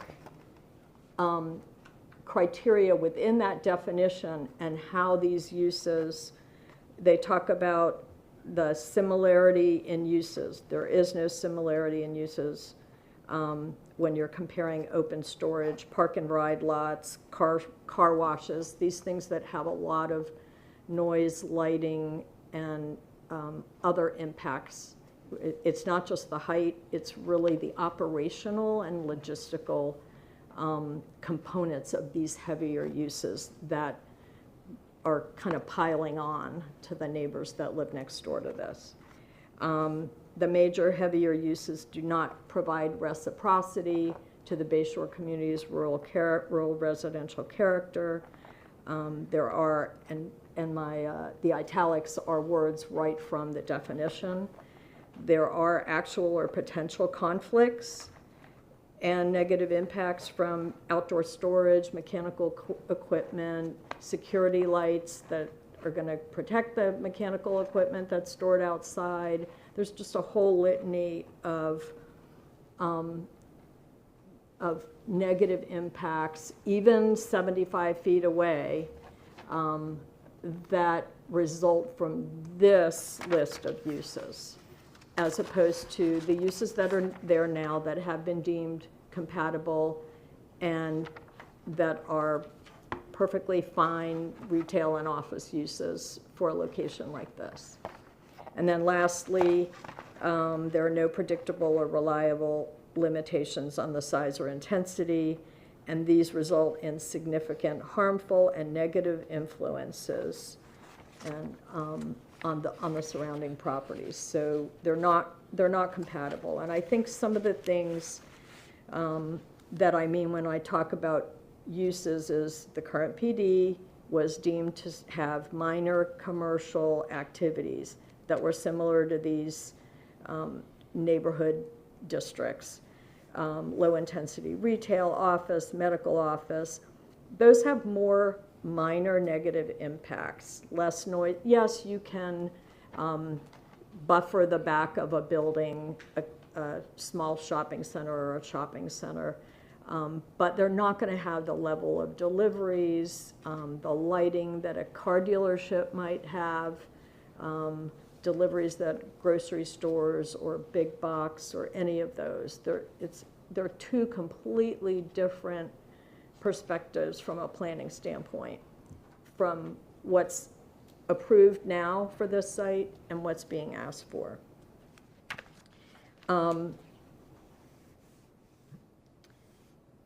I think buffers can be used to mitigate the impacts of neighborhood kinds of uses.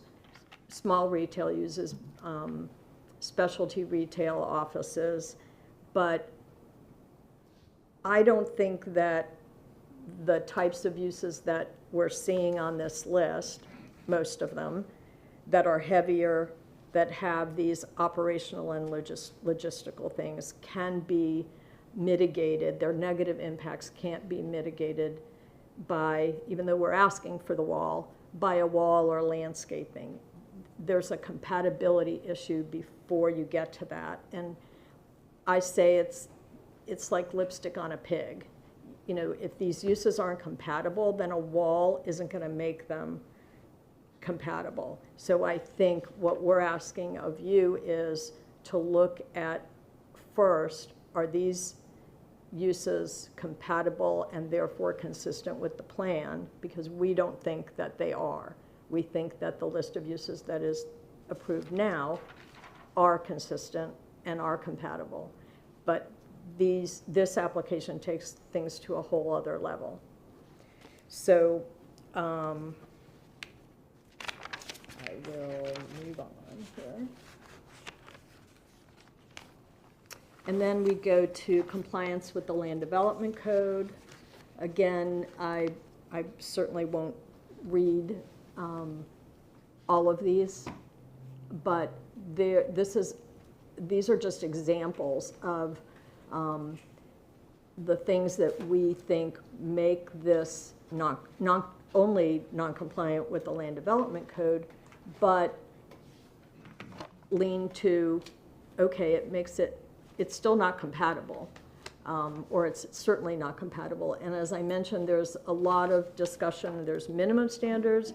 There are a lot of terms in the code and the plan that say adequate or applicable, and with all the deviations that are being requested, they're not even meeting the minimum standards, so they're substandard, and in those cases, they're not adequate or acceptable or appropriate. So those words are used a lot throughout the plan and the code, mostly throughout the plan. Minimum is the code, but the plan policies use acceptable and appropriate in many of these things, these policies that speak to protecting residences. And I think that as I've gone probably on and on about the heavier commercial uses, truck terminals, car dealerships, crematoria, those are really not meant for being next to residential, and in my planning opinion, no amount of buffer mitigates those impacts. The location of uses aren't specified. There's a lot of things that are at play and not very predictable. I mentioned condition 11, the height issues. I already discussed those. I think the 35-foot height for accessory uses, accessory structures for the hotel. Not sure what that would be for. The deviations, deviation 1, they actually, by approving them, some of them are recommended for approval, but the deviations actually increase the intensity even further, and in some cases decrease the compatibility at the same time. But by lowering the lot widths and lowering the lot sizes, which have gotten staff approval, that allows more on this site.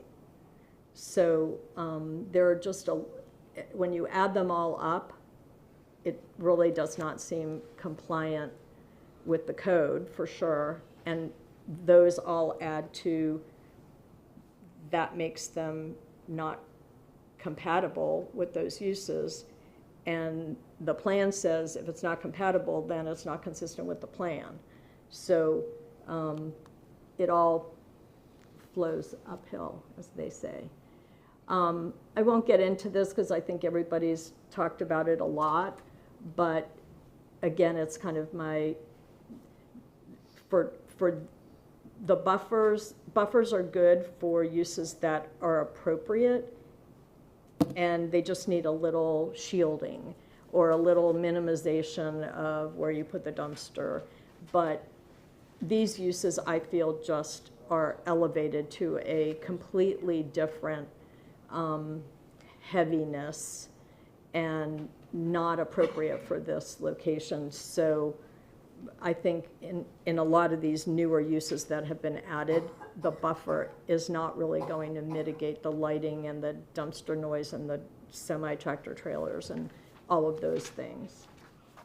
And then as I mentioned before, the Lee plan calls for PDs in a lot of situations. You can't get this kind of use anymore unless you do a PD. We want to make sure we know what this is going to be, so you need to do a PD. There's a lot of requirements for PD by virtue of the plan policies.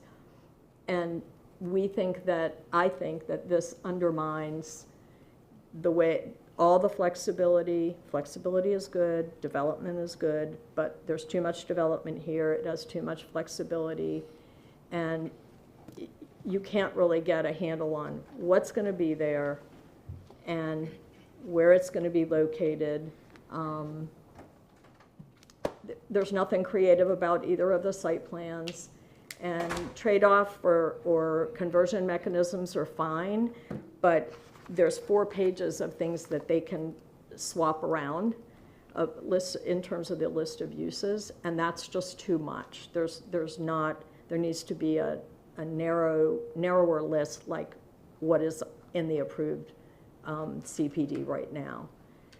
And again, the flexibility in PDs across the country is intended to minimize impacts if you can come up with a creative way of doing something that's not by the book, not to minimize compliance. And in this case, with all those deviations, this minimizes compliance and actually makes things less compatible.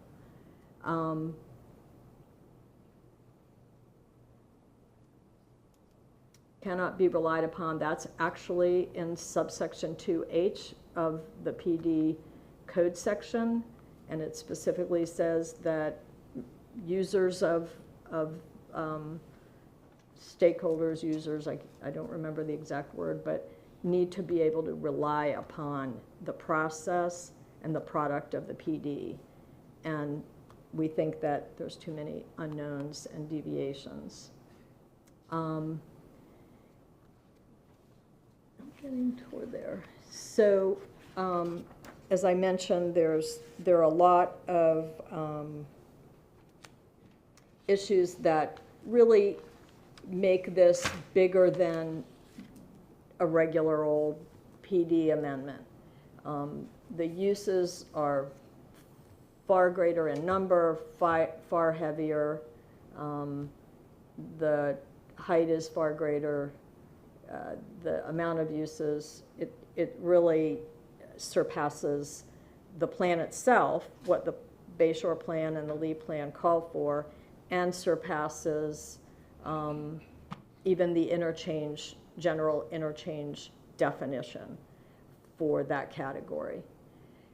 We don't believe that the staff's compromise mitigates the inconsistency issue or the incompatibility issue. Yes, they have reduced some of the uses in the list, but there are still, I don't know, 50 uses that should not be located here. And they've certainly added some conditions, but they don't go far enough in the height. They've approved deviations that we believe make the compatibility issue worse, not less compatible. They don't fix the compatibility issue. And we really think that the compatibility and the inconsistency issue are overriding. And as a result, we believe that we hope that you will recommend denial of this for these reasons. It's surrounding uses and zoning have not changed since 2000, despite the fact that the interchange land use category was placed on here in 1989. The Bayshore plan came after that. Perhaps the Bayshore plan was specifically intended to kind of calm those interchange uses or intensities down, but nevertheless, the Bayshore plan exists, even if the interchange general land use category existed beforehand. they had to meet both. So it's not consistent with the plans, it's not compatible with the existing uses or the zonings that surround it. The intensity really exceeds other projects approved in this area. And the height, the placement of the location, the lack of location for these things. There was one thing that was mentioned in the staff's presentation that said the condition about the drive-through being on the one side of the building, and that was too restrictive. And I think the response was, that's the way it was before. Well, there were no fast food drive-throughs in the current approval for this. There were drive-throughs for permitted uses, but then the resolution in place now says no fast food, no fast food. So I guess that's a drugstore drive-through, but that is definitely not the same. The approval of this would not be the same condition for drive-throughs as it is in the present CPD that's in effect at the time. So we really think that the deviations make it less compatible, less consistent. We're disappointed that several of them were approved that do make it more intense. They're allowing smaller lot sizes for the out parcels, and they also further reduce the compatibility. And so for those reasons, I respectfully request that you recommend denial on this, and I'm happy to answer any questions that you. Okay, do you have a copy of your PowerPoint for me as an exhibit? Yes, I do. I can give you this one, or should I give you this one or email it? Oh, no, I'd prefer if you give it to me. Sure. And if we could we get 2 copies of that to assist? Yeah, we can do that. Ask them. This will be Swift Exhibit 1. Thank you. Did you get one? Yes. Okay. Those are just your slides. That's all. Yep. Thank you. Okay, I don't have any questions. I know that you have the right to cross-examine. I know that you disagree with just about everything she said. I'm going to urge you to allow Jen Sapin to explain how and why you disagree during your rebuttal time, but if you want to cross-examine her, you can. I'm just, in terms of what's going to be effective, because you're not going to flip her, right? I haven't seen it yet. In 13 years, I haven't seen it yet. I haven't seen it yet. Well, I thought we were going to take a break at 3, so if you could take a break at 3:24, that would assist us in having some communication. Okay, all right. I'm going to take only a 5-minute break because I'd really like to wrap up public input by 4:30, if that's at all possible. We have 2 more witnesses, I believe, and then we will, I understand there's been 2 days reserved for this hearing, and we can just flow over to tomorrow for you addressing questions and making some rebuttal and final remarks in connection with the application. Okay, so 5 minutes, and we'll come back. 3:30. Okay, we gotta go outside. Yes. Go in the room over there. Yeah, we gotta let us in now.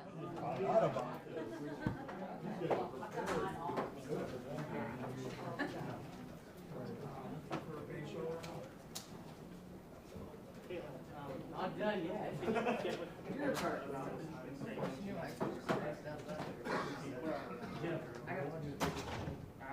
got just something I forget. I left my purse at Rock. Just not the key.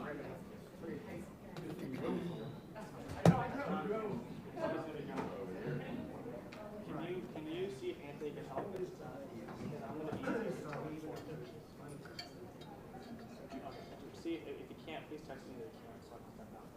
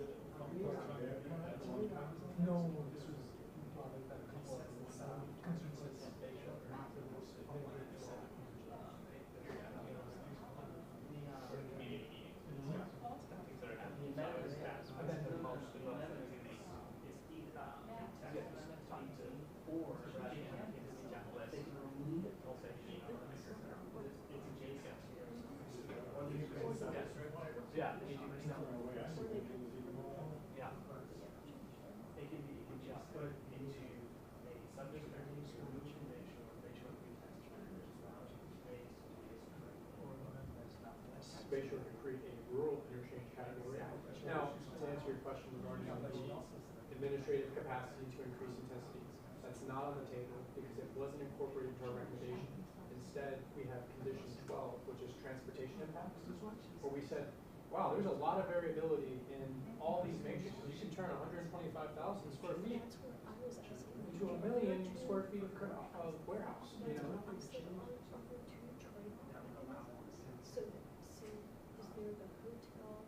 That's separately encompassed in the condition. So our document's almost standalone. If it's not included in that those conditions, those documents that we provided, they didn't make their way into our recommendation. That's what's on the table. So there was the hotel, there's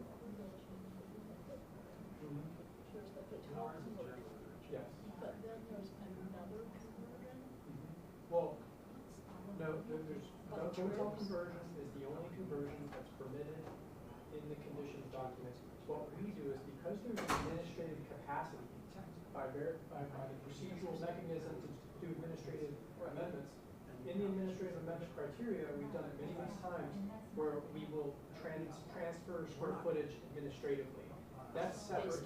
Based on trips. It depends on the flavor of the situation. Trips is a major point, but if they're looking to create a bunch of warehouse that's going to be massive, well then the intensity would swing this way. So it really depends. So what it does is it takes what they were requesting is for it to be like a built-in matrix of conversion. So at DO they could just swap uses. That's not how it's framed right now, and they're not opposed to it according to what drive-through the intensity of the wall. So there's technically two conversion things like outside. One's administratively for the hotel, and the other one's just the general administrative action where AP can come in and say, hey, can I trade this medical office for regular office because you kind of quarantine these allocations. Right. Yeah. We didn't, like you said, there is no like limit. They could technically have 87,500 square feet of restaurant if they could possibly need the parking requirement before you. Right. Or they could have teeny bit of square footage. So Marcus didn't touch on it, but we have a condition in our conditions that actually captures this. It basically locks them into what they said.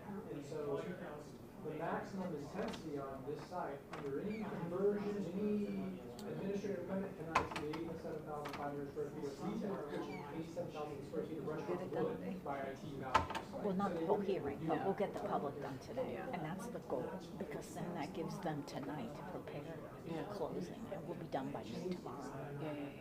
I never heard I the public give this good of an What's the public give this good of an argument. Oh, yeah, oh, you wouldn't be surprised. Kind of makes me proud, like involved, like I like it. Yeah. You know, to listen to them. But that last one was too repetitive. I mean, she could have been 1/5 of the time she was. I know we hit a couple of points a couple of times.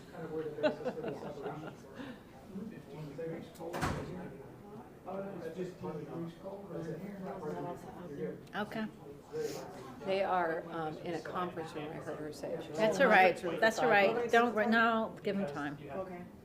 I'll stay in the and we slapped on the lead plan on top of that. My interpretation of how that would go is saying, yes, you can have commercial. See, look, people are like freezing.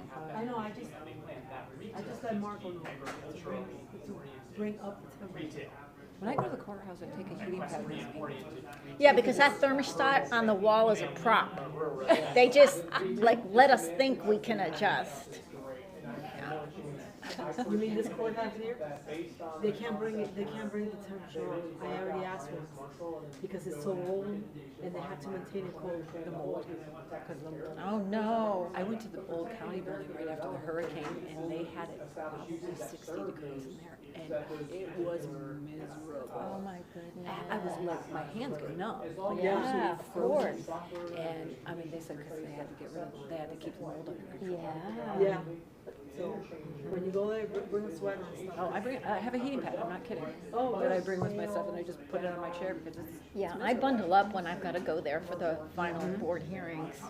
always a full suit.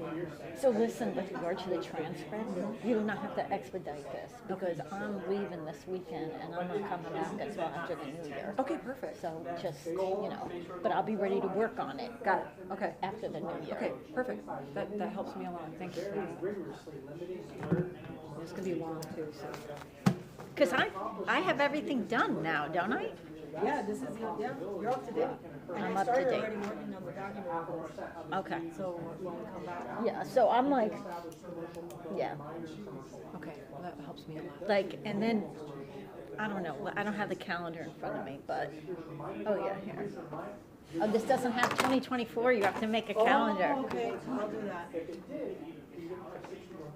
You going somewhere fun? Yeah, we have a house in North Carolina, so we're having Christmas up there. I love North Carolina. So all three of the kids are gonna be there, grandkids are gonna be there, it's gonna be, yeah, like, if you can get it to me by like, what's this, 1, 2, 3? Oh, that's not a problem at all. Yeah, because there's some things I could do without the transcript, but then I get to a point where I need a transcript. I will have it done way before that. Okay, Yeah, no, it'll be fine. I don't want you to ruin your Christmas. Oh, no, I won't do that. Here, take that. Yeah, so don't forget, our office is closed that week. This weekend for the next. Yeah, our office is even closed between Christmas and New Year's. So we don't come back till the 2nd. January 2nd, so, yeah. Because this one was I won't be here to get the transport. Okay, well, that makes it even easier then. That's true. I go up skiing at Sugar Mountain, or Sugar. Was that Vermont? No, it's in North Carolina. Oh, is it? Okay. Yeah, I take my boys up there skiing. We have a couple of years in a row. And it's just fun. It's close. We drive. Yeah, it's not that. How long does it take you? No, 10, 10 11 yeah. hours. Takes us 11 hours to our house. We're in you gotta Brevard. calculate Atlanta. Do you have to go through Atlanta? We have a back way we go, and we bypass it, and it's actually no less time, but you don't have to deal with all the traffic. I've gotten in a bad accident in Atlanta before. I mean, it's bad. It's always timing to get through Atlanta at a decent time, you know? Yeah, well, if we leave our house up there at 4 a.m., we can get, do go that way. Yep. But if we're not leaving at 4 a.m., no. I always leave road trips early. Well, we take the dogs, so we very rarely fly. Oh, yeah. I don't ever leave them home, you know. Ready to begin? We're getting ready to begin. If everybody would take their seats, please. Thank you. Okay, we're back on the record. We just concluded the testimony of the planner that's representing the Mushkos, and she is available for questions. Well, I have to say, everybody was persuaded by the hearing examiner's recognition that I have lots of questions and that perhaps in the interest of time and clarity, it'd be best if I had Jennifer do it. So I'm going to forgo my Perry Mason moment. I haven't seen it be successful, so I think you're making a wise decision. So it only entertains me, apparently. For the record, I would have also been very entertained by that, and I'm a little bummed. Okay, so may she take her seat? Yes. Okay, Mr. Lombardo, who is next? Nathan Poole, and then me, and then we can get on with it. Okay. And how do I pronounce your last name? Poole. Nathan Poole. Okay. Thank you for coming. Of course. Mr. Poole is an engineer. Yes, ma'am. I've got my resume here if I can provide as hope of being an expert witness in transportation planning and traffic engineering. Okay, thank you. We appreciate this. This will be Poole Exhibit 1. And also, if I may, I did provide an opinion letter, if I may provide that as well. Thank you. This will be Pool Exhibit 2. I work with the transportation firm Vibe. I've been with them since the inception, and been with the owners ever since in my professional career. I will hopefully make this somewhat short and sweet. Everybody can hear me okay? I can hear you fine. Everybody good? Cool. People can't hear, please raise your hand. I think we're all right. Okay. That's it. Resume, opinion letter, it's me, licensed in the state of Florida. All right, traffic objections.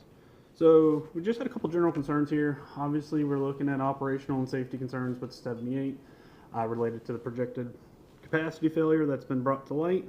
From an operational safety concern, we're talking congestion-related crashes. That typically consists of rear-end crashes, Good Samaritan crashes, which would be left-turn angle crashes. Typically, it's the person stopping short saying, hey.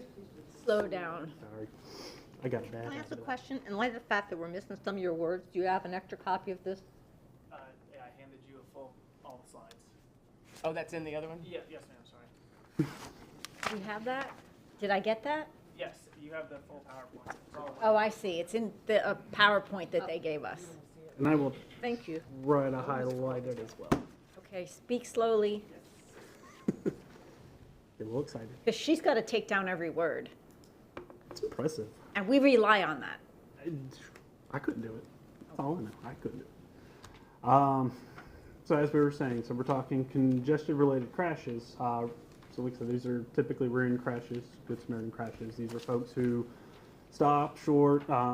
There's congestion there. Some person's sitting there waving, please, you're free to go. Person pulls out, and because they believe it's clear because the Good Samaritan instructed them to go, and the person that really wasn't clear ends up hitting them in the opposing lanes. So again, those are the kind of concerns we look at from an operational safety concern related to congestion.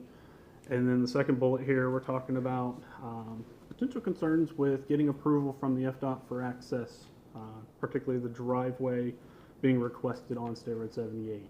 So that road itself has an access management classification of number 4 that has a driveway spacing requirement of 660 feet. Currently, as they had proposed in the plans, we were looking at the nearest driveway to the west being 550 feet away, and the nearest one to the east being 500 away. So not only does that not fall within the standards, it doesn't fall within the 10% deviation that typically takes into consideration for when trying to approve a driveway access. In addition, because they are requesting access off Wells Road, which would be considered adequate and sufficient, the department, unless there's other justifications as to why, it seems unlikely that they would approve the driveway on 78, again, unless there's other needs. In addition, the study also did mention potential for a traffic signal being needed at Wells Road.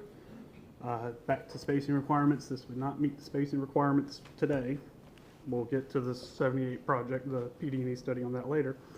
But it would not meet the requirements today of 2640, as the nearest to the east is Nail Road at 1330, and the nearest to the west is the northbound 75 ramps at 1630. So again, when you're looking at putting a signal in there, you've got a congested roadway, you're looking at potential operational and safety concerns. Again, queues are going to build back, and that could potentially spill into the I-75 interchange influence area. These are hesitations that could be felt by the department to approving such measures. And then, go on to the next one here. Back page. I will definitely summarize this. So on the left, we're talking about the State Road 78 failure. Again, I think we all agree that it's been shown to be caused in the background. However, if you take out the background, and as we note here, to the existing volumes that were used in the study were from 2020, if you had taken the development's project trips and added them directly to 2020, it also would have resulted in failure. So it's not that because it fails in the background, this should be taken lightly because it's a background problem. I mean, it's a background problem, but it's not. This is not a light development. This is not a light intensity in terms of trip generation. So when we're talking background growth, I did peek, because it was 2020, and we've got a little bit more data these days. I did peek at the Florida Traffic Online that FDOT has that post up all the ADTs throughout the state. And they have a portable traffic monitoring site, PTMS. It's located on the east side of Nail Road. When looking at the 2020 ADT, the average annual daily traffic, so what you see on an average day, in 2020, it pulled up 14,300. In 2022, 17,300. That's a 21% increase, or 10.5% annually. It's a lot. That ties into here, because in the background growth, the study used 3.85%. And when I looked at it using same source, but different data, 2012 to 2021, I was up to 5.75. So again, you're seeing that that percentage is actually higher than what you really should be anticipating, or what the study was anticipating. So again, you've got a background concern. Throwing more mud at it isn't going to help. So then, also did want to note, though, there was one part in the study that quite didn't make a little sense compared to a previously submitted document. In the November 17th submittal, it did indicate Pritchett would have a background growth of 12%, but when we looked at the project traffic volume worksheets, in the December 6th, 2020 submittal, they only applied a 2% growth. So there could have been a little inconsistency there that, again, just could affect the background growth. And we want to make sure that we're talking some big stuff here. We want to make sure we're capturing it. So, as the applicant mentioned earlier, that because of the pass-by, the 20% pass-by rate, we're looking at, well, this development could turn around and actually alleviate some of the currently stressed Bayshore corridor by removing some of the traffic that must travel further west. So, kind of kicker to that is, while the trips coming in, that's 20% less coming into the corridor per se, because that's 20% coming out, or 20% that's already there that's turning in and now turning out. Even with that, we're still seeing this projected failure. It's 20%, it's 1/5, less than a quarter. It's not a significant amount. So it's just something that we should also take into consideration. It's nice, it helps, but it's not that big of a difference maker. Let's see. That actually kind of covers both those. Then we go to the fourth one. It's been brought up about 18.2, so I won't dabble too much into that one. But I will talk about 2.2.3. So we are talking there about, again, it's been noted that 78 will be over capacity in the future. We all understand the department is in the planning stages for the widening project there on 78. As of May 2023, the design, right-of-way, and construction phases, they're not funded. When you're looking forward now to 2028, which is the anticipated build-out for this development, it's not in the current 5-year work program that goes through 2028. It's highly unlikely to get brought in, at least in my opinion. So that, while it's great to have the discussions, it's about, how would this fit in with the improvements? If this is allowed to come in earlier, it's not going to be there. And even as the applicant noted, it's not in the 5-year work program, so they couldn't account for it anyways. So it's great for a discussion to have another day. Which kind of leads into, well, I should say one other quick thing. So in terms of trying to bring the project forward in terms of funding, there is the Moving Florida Forward program, which is part of the governor's initiative to alleviate congestion. There's 20 projects that were identified. This was not one of them. So again, just the likelihood of it being pulled forward prior to 2028 into this 5-year work program is unlikely. Then, kind of talking just about some of the elements that they did bring up during their presentation. While the proposed typical section may include urban elements such as curb and gutter, this doesn't automatically change the area to be urban. A great example is actually the State Road 52 interchange in Pasco County. They did widen it, I believe it was when they widened 75, which would have been about 8 years ago when it was done. They put in curb and gutter as a part of the widening there at the interchange. And as a part of that, everything else, even today, is still agricultural. It's farmland. It's rural. It's just because you put curb and gutter doesn't make it urban in terms of changing the overall context of the entire area. In addition, there's other considerations that could have been made by the department to choose, oops, I don't know what I did, to choose curb and gutter over a flush shoulder option. Going with a flush shoulder and open drainage does require additional right-of-way. That's money. And there could have been I wasn't in the PDM process. I was not in the public meetings. I can't speak to what it was that made the decision. But it could have been public opposition as well. You're taking more of my property. You know, maybe by allowing that closed drainage system and putting in curb and gutter allows for a tighter typical section, reduces right-of-way and impacts, public property impacts and right-of-way takes and cost. The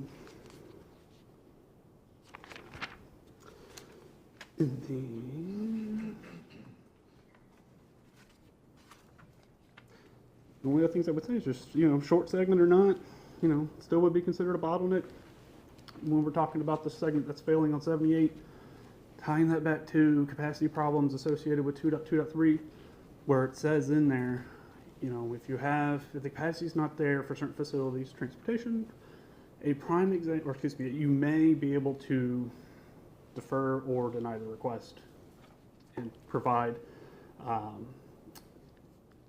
not say favor, but priority to the already approved developments, which this one has. And so in our case, because it is unfunded, again, as of May 23, it was an unfunded project for design, construction, right away. This seems like a prime example of at least pushing this down the road. Let's reconsider, let's find out the timeline for the department once it comes on, and then let's start figuring out what's reasonable and what's not. With that, call it good. Thank you very much. I just have a couple. You're located in Tampa, is that correct? And apparently you used to work for FDOT? I am part-time consultant staff with the department currently. I've been consultant staff part-time. I do in-house support for the FDOT District 1 Traffic Systems Management and Operations Group. And I've been with them since 2017, 16? God, when did I get married? And so are you allowed to do private work that conflicts with your FDOT work? It doesn't conflict. So if anything I do on the consultant side in terms of my work for Vibe, if it conflicts with anything associated with the department side of things and my duties there, someone else handles it. This could be an example, another wonderful example of when it happens, because it does happen multiple times.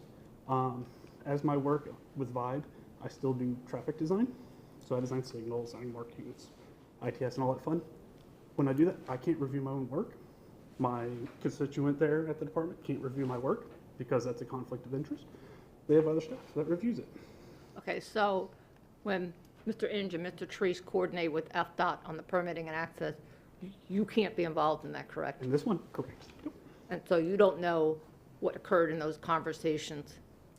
I was not involved. So in your letter, you talk about whether they can or can't get access, but that's speculative. That's my opinion. That's not department opinion. That's my opinion. Okay. There was no coordination with the department in terms of providing their opinion and that being reflected in my letter or in this. So FDOT opinions that they've provided to us are controlling and not? That has nothing to do with me. Okay. Thank you. You're welcome. Anything else? No, I don't have any questions. I'm ready for Mr. Lombardo. Yeah. Gotta do that dance. Promises made, promises broken, I guess. Thank you. Sir. Thank you very much. My name is Zach Lombardo. I'm here on behalf of Lisa and Michael Musho, the property owners to the north. You've also heard from Susan and Nathan, who introduced themselves, so we'll move along. I want to focus this and try to keep my presentation very simple. We have a principal objection, and it is this. It is that the proposed increase in commercial intensity, that's all of the things that go into that, And the decrease at the same time of compatibility measures is far in excess of what's permitted under the Lee Plan, and as requested is inconsistent and should be denied. The Mushos completely understand that their neighbor to the south is a commercial development. They understand that there's no floor area ratios, as was discussed earlier, but that doesn't mean there are no guardrails anywhere in the plan to guide what should happen from a development perspective here. And to show the magnitude of the request, I think there are two tables that are really helpful. And one of them is from the staff report. The staff used this table to figure out how to get to its recommendation. And it went and found all of the general interchanges in the county and figured out what their square foot per acre was. And from here, seems to arrive at a baseline of 10,000 square foot per acre as the average. But what is not in the staff report is this much more pixelated table from my letter, which I'll provide you a copy of. This is an analysis of the square foot per acre of the CPDs in the Bayshore community. And here we have on the right, what is being asked for and the staff approval. We can ignore the middle line, I believe, subject to clarification. We're not talking about a 10% increase anymore. But 14,000 square foot per acre is the ask, 10,000 is the recommendation. And if we go back to the interchange table, what we will see is you can't see the bottom corner here, but there's no 14,000 square foot per acre in any interchange anywhere in Lee County. And the other interchanges, like the Daniels interchange or the Gateway Airport interchange, are not in a rural overlay that provides additional protections. And so at the end of the day, what our objection is, and with our various experts, but just the testimony that you've heard today, it's a consistency objection. Consistency is required by the LEC 34411, but much more importantly, it's required by Florida statutes. Chapter 163 is extremely clear that consistency is required. And I want to make a point, because we are in Lee County, we're in formerly the 2nd District Court of Appeal. What a consistency challenge can be includes intensity. There's a circuit split or district split in the legal realm about what you can challenge, but intensity is absolutely a challengeable point, and who can challenge this point would be those that are especially affected. And we would submit and argue and understand this is not the forum to have this argument in full, but that the Mushos are certainly affected property owners for Chapter 163 purposes and common law in the state of Florida. As mentioned, the primary objection is that this is too much. And I mentioned guardrails before, and I want to talk about that a little bit. There was a reference to 30,000 square feet as being a defined term for a minimal amount of development. Then the staff has arrived at a 10,000 per acre calculation to get to an average. Well, the Bayshore plan has language about this, and it uses the word minimal. And I want to point out that this code section, this goal, was not anywhere in the applicant's presentation. I think that's important, because what was not in the applicant's presentation were portions of the Lee plan to show the hearing examiner and to show the public that this is what should happen, that this is what was planned for in this area. Instead, what we're getting is kind of a, well, it doesn't really mean we can't do it sort of argument, but this is the guidepost that we're talking about. Minimal means it needs to be between the average and the minimum. So we're in that zone. Well, what is in that zone? The current zoning is 61,000 square feet. Perhaps it could have some more. Maybe it's 70, maybe it's 75. I don't think I'm not making a judgment call. I'm not a planner. But I don't think it's 125,000 square feet. And I don't think it's in the 80s either, because that's an average. That is not minimal. So what the applicant did today is they came in and they asked for what was characterized as an unprecedented amount of commercial activity per acre. Staff is recommending average, but what the plan requires is minimal. And so I think that is the simplest way to understand the objection of the Mushos, of the property owners, and of everyone in the surrounding area.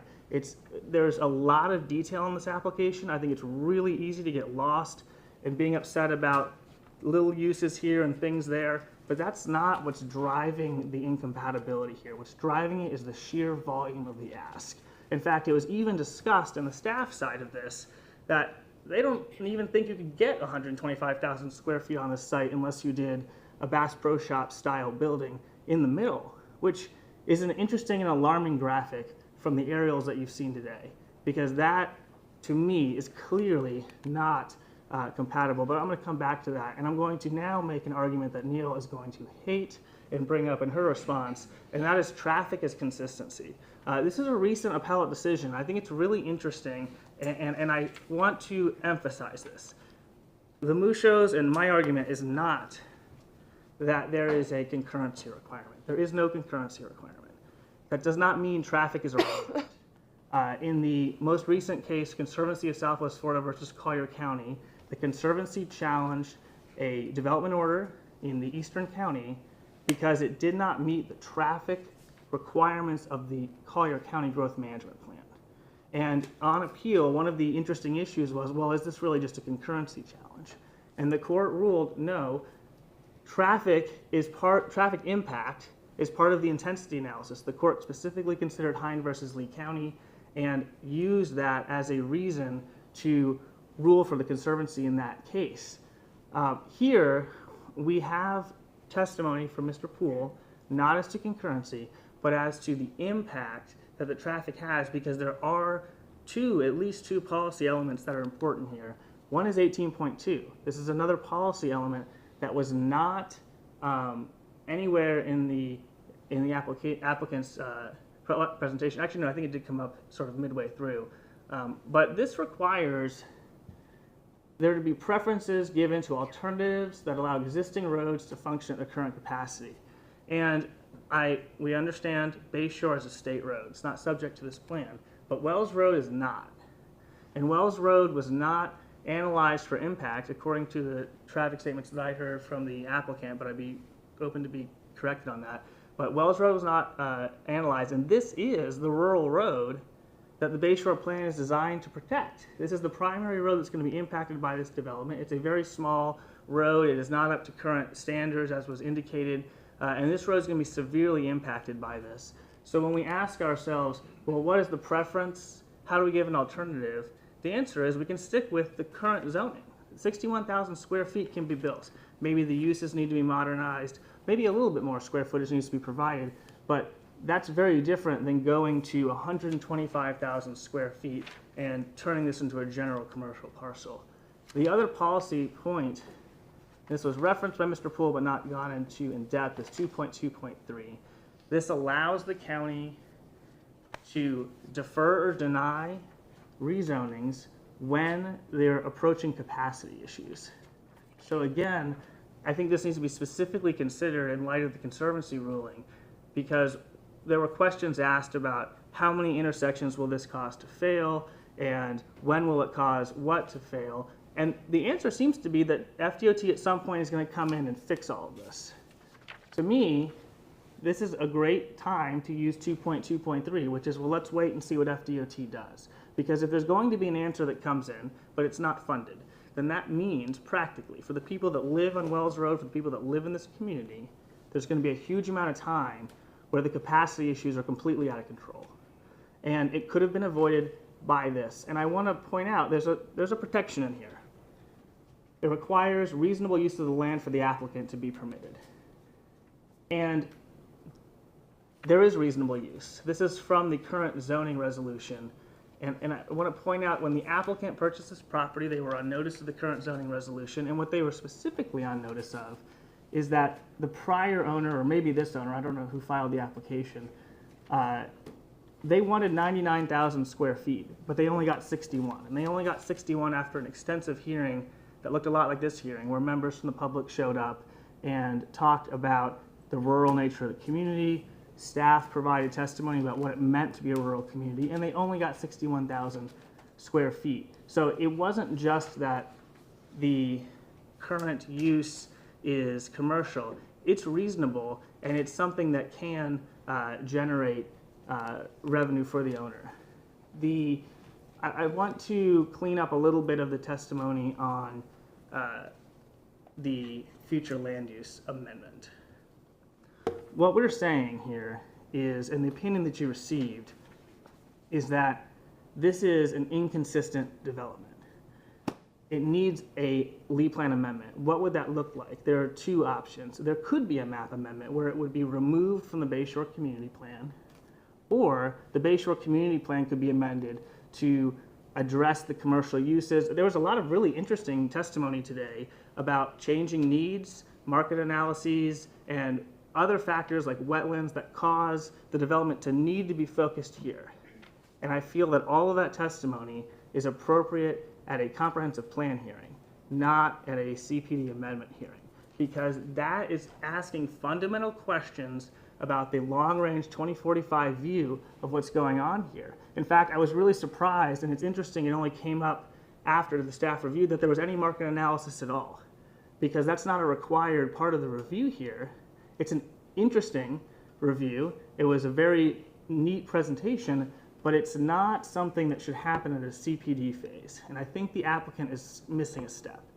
Maybe the Bayshore community needs to be reevaluated, but I don't think that can be done procedurally and legally through this specific process. On the uses, I don't want to get into the weeds here because I feel that, and I see that she gave you the entire folder, but there's a report in there for you of the planner's report where we go a little bit more into detail on the uses and which ones shouldn't be there. But what I do want to put on the record is the food truck park. As far as I can tell, that is not a use in the land development code, and I'm unaware or unfamiliar with the process whereby an applicant can have a use put into their zoning that doesn't exist in the land development code. There's no definition as to what it means, and I think it needs to not be included in this application. Is it a separate ordinance? Because I think Yeah, just the county recently the county regulates it. adopted an ordinance. That's regarding temporary uses for the record, Adam Mendez. So it's under temporary uses of land, and that's how I think it ends up permanent. Are deviations or departures from that code section to make it a more permanent occurrence? I'm sorry to interrupt your. No, I'm interested to hear this. So there's no permanent food, I should rephrase my statement. There's no permanent food truck use in the LDC, so I don't see how it can be included here on this situation. I'm going to glaze over this section. You have the slides, you can look at this, and this is in my letter. But I looked through some of the more egregious uses, and what I noticed is they're not present in the other CPDs in the Bayshore area, and in many cases, they're not present in the general interchange CPDs. These are sample CPDs here, but I don't want to step into testimony, so I'm going to slide forward past this.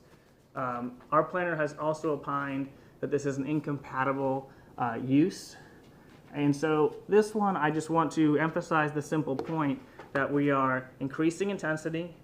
The applicant is asking to decrease the buffering. Staff is trying to bring the buffering back up, but not to where it was. And I don't think that there is a logical way to explain how you can take a parcel and make it the most commercially intense general interchange district in the entire county and decrease buffering. And I think this was articulated by our planner, Planner Swift, on the entire CPD concept. The CPD concept in the plan and the Land Development Code is to help deal with strange site features and make things more compatible. But what seems to be happening is we're using a CPD to increase extreme incompatibility. Previously, you have a resolution, the current resolution, where there's all kinds of protective measures to protect the neighborhood that lives past this development. And now we're saying, let's get rid of, in the applicant's view, almost all of it. And they're sort of offering as gifts the preserve, which is a pre-existing feature and also gives them a benefit. They get, by keeping it in that shape, they actually get to do less open space because they've maintained a consistent preserve. So we're not getting what I think the intent out of a CPD is, but very simply, broad strokes, not compatible. One of my final points, in 2006, when this was approved, Goal 18 is in place. Goal 18 has not materially changed to be more permissive in the intervening time. The surrounding land uses have not changed materially. I do understand the point about my client's property is in a way a legal nonconformity, and this isn't a residential zoned area, it's an agriculturally zoned area. But Goal 18 addresses that. It's about rural residential, and that's ag zoning. So commercial development can take place We fully understand that, but we expect there to be reasonable governing restrictions to make sure that this fits with the neighborhood. We don't think this is a huge ask, because I want to emphasize that we are, and I don't think this is typical, we're not here, standing here saying, don't build this, don't build anything, downzone them, we're not, which would be not possible, but we're not saying any of these things. We're here saying we get it. There's a commercial node here, and there's not a lot of commercial opportunity in Bayshore. And we get that we're near an I-75 exit. We understand all of that. But that is very different than building a Bass Pro Shops on 8 acres in a rural area where there is effectively nothing for quite some distance. So today you've heard from not a ton of neighbors, unfortunately many left, but you read off the names and saw that there were more.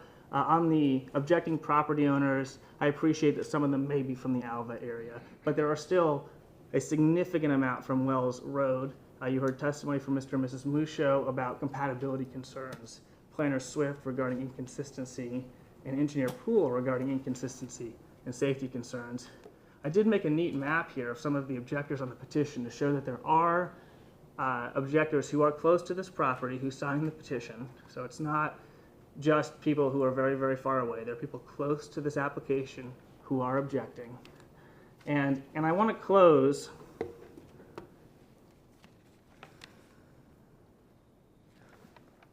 by simply confirming that in its current form, in the applicant's form, I think this legally must be denied. It's inconsistent. It can't possibly be consistent with Goal 18.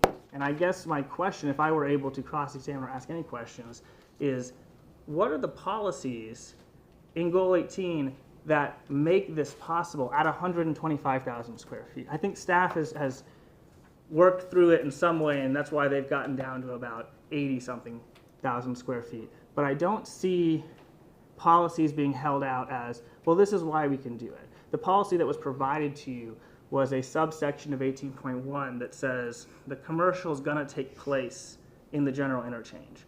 But what commercial are we talking about? We go back up to 18, the minimal commercial. What you weren't provided is any policy that explains that if it turns out that there isn't significant amounts of commercial availability, then you can condense it all into one parcel. That kind of ask, in my opinion, is an ask to amend the Bayshore plan. It's a comprehensive plan amendment. That's not the proceeding that we're standing here today in. I put on the screen these things. In the case that you just vehemently disagree with me, I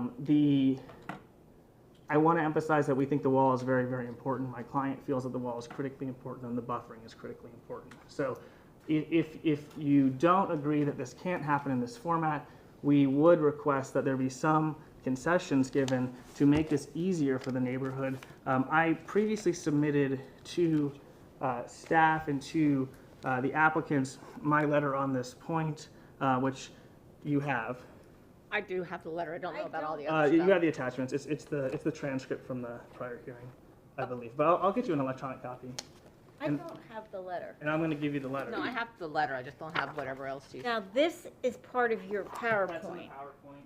That's toward the end of the PowerPoint. I appreciate everyone's time. I've had a wonderful time You here gave me today. this, but I didn't see it show up. Oh, I kind of scrolled through that. What I was going to say on this was, I wasn't making you go back. I just want to make sure No, it I- belonged in there.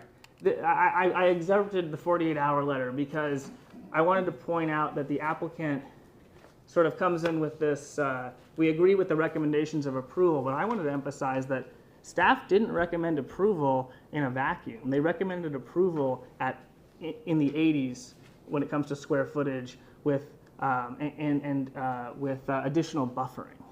And so at the beginning of this, Mr. Inge said that there's really two things here. It's we don't agree with the square footage and we don't agree with the buffering. Those are the major things here. That's it. That's intensity, that's compatibility.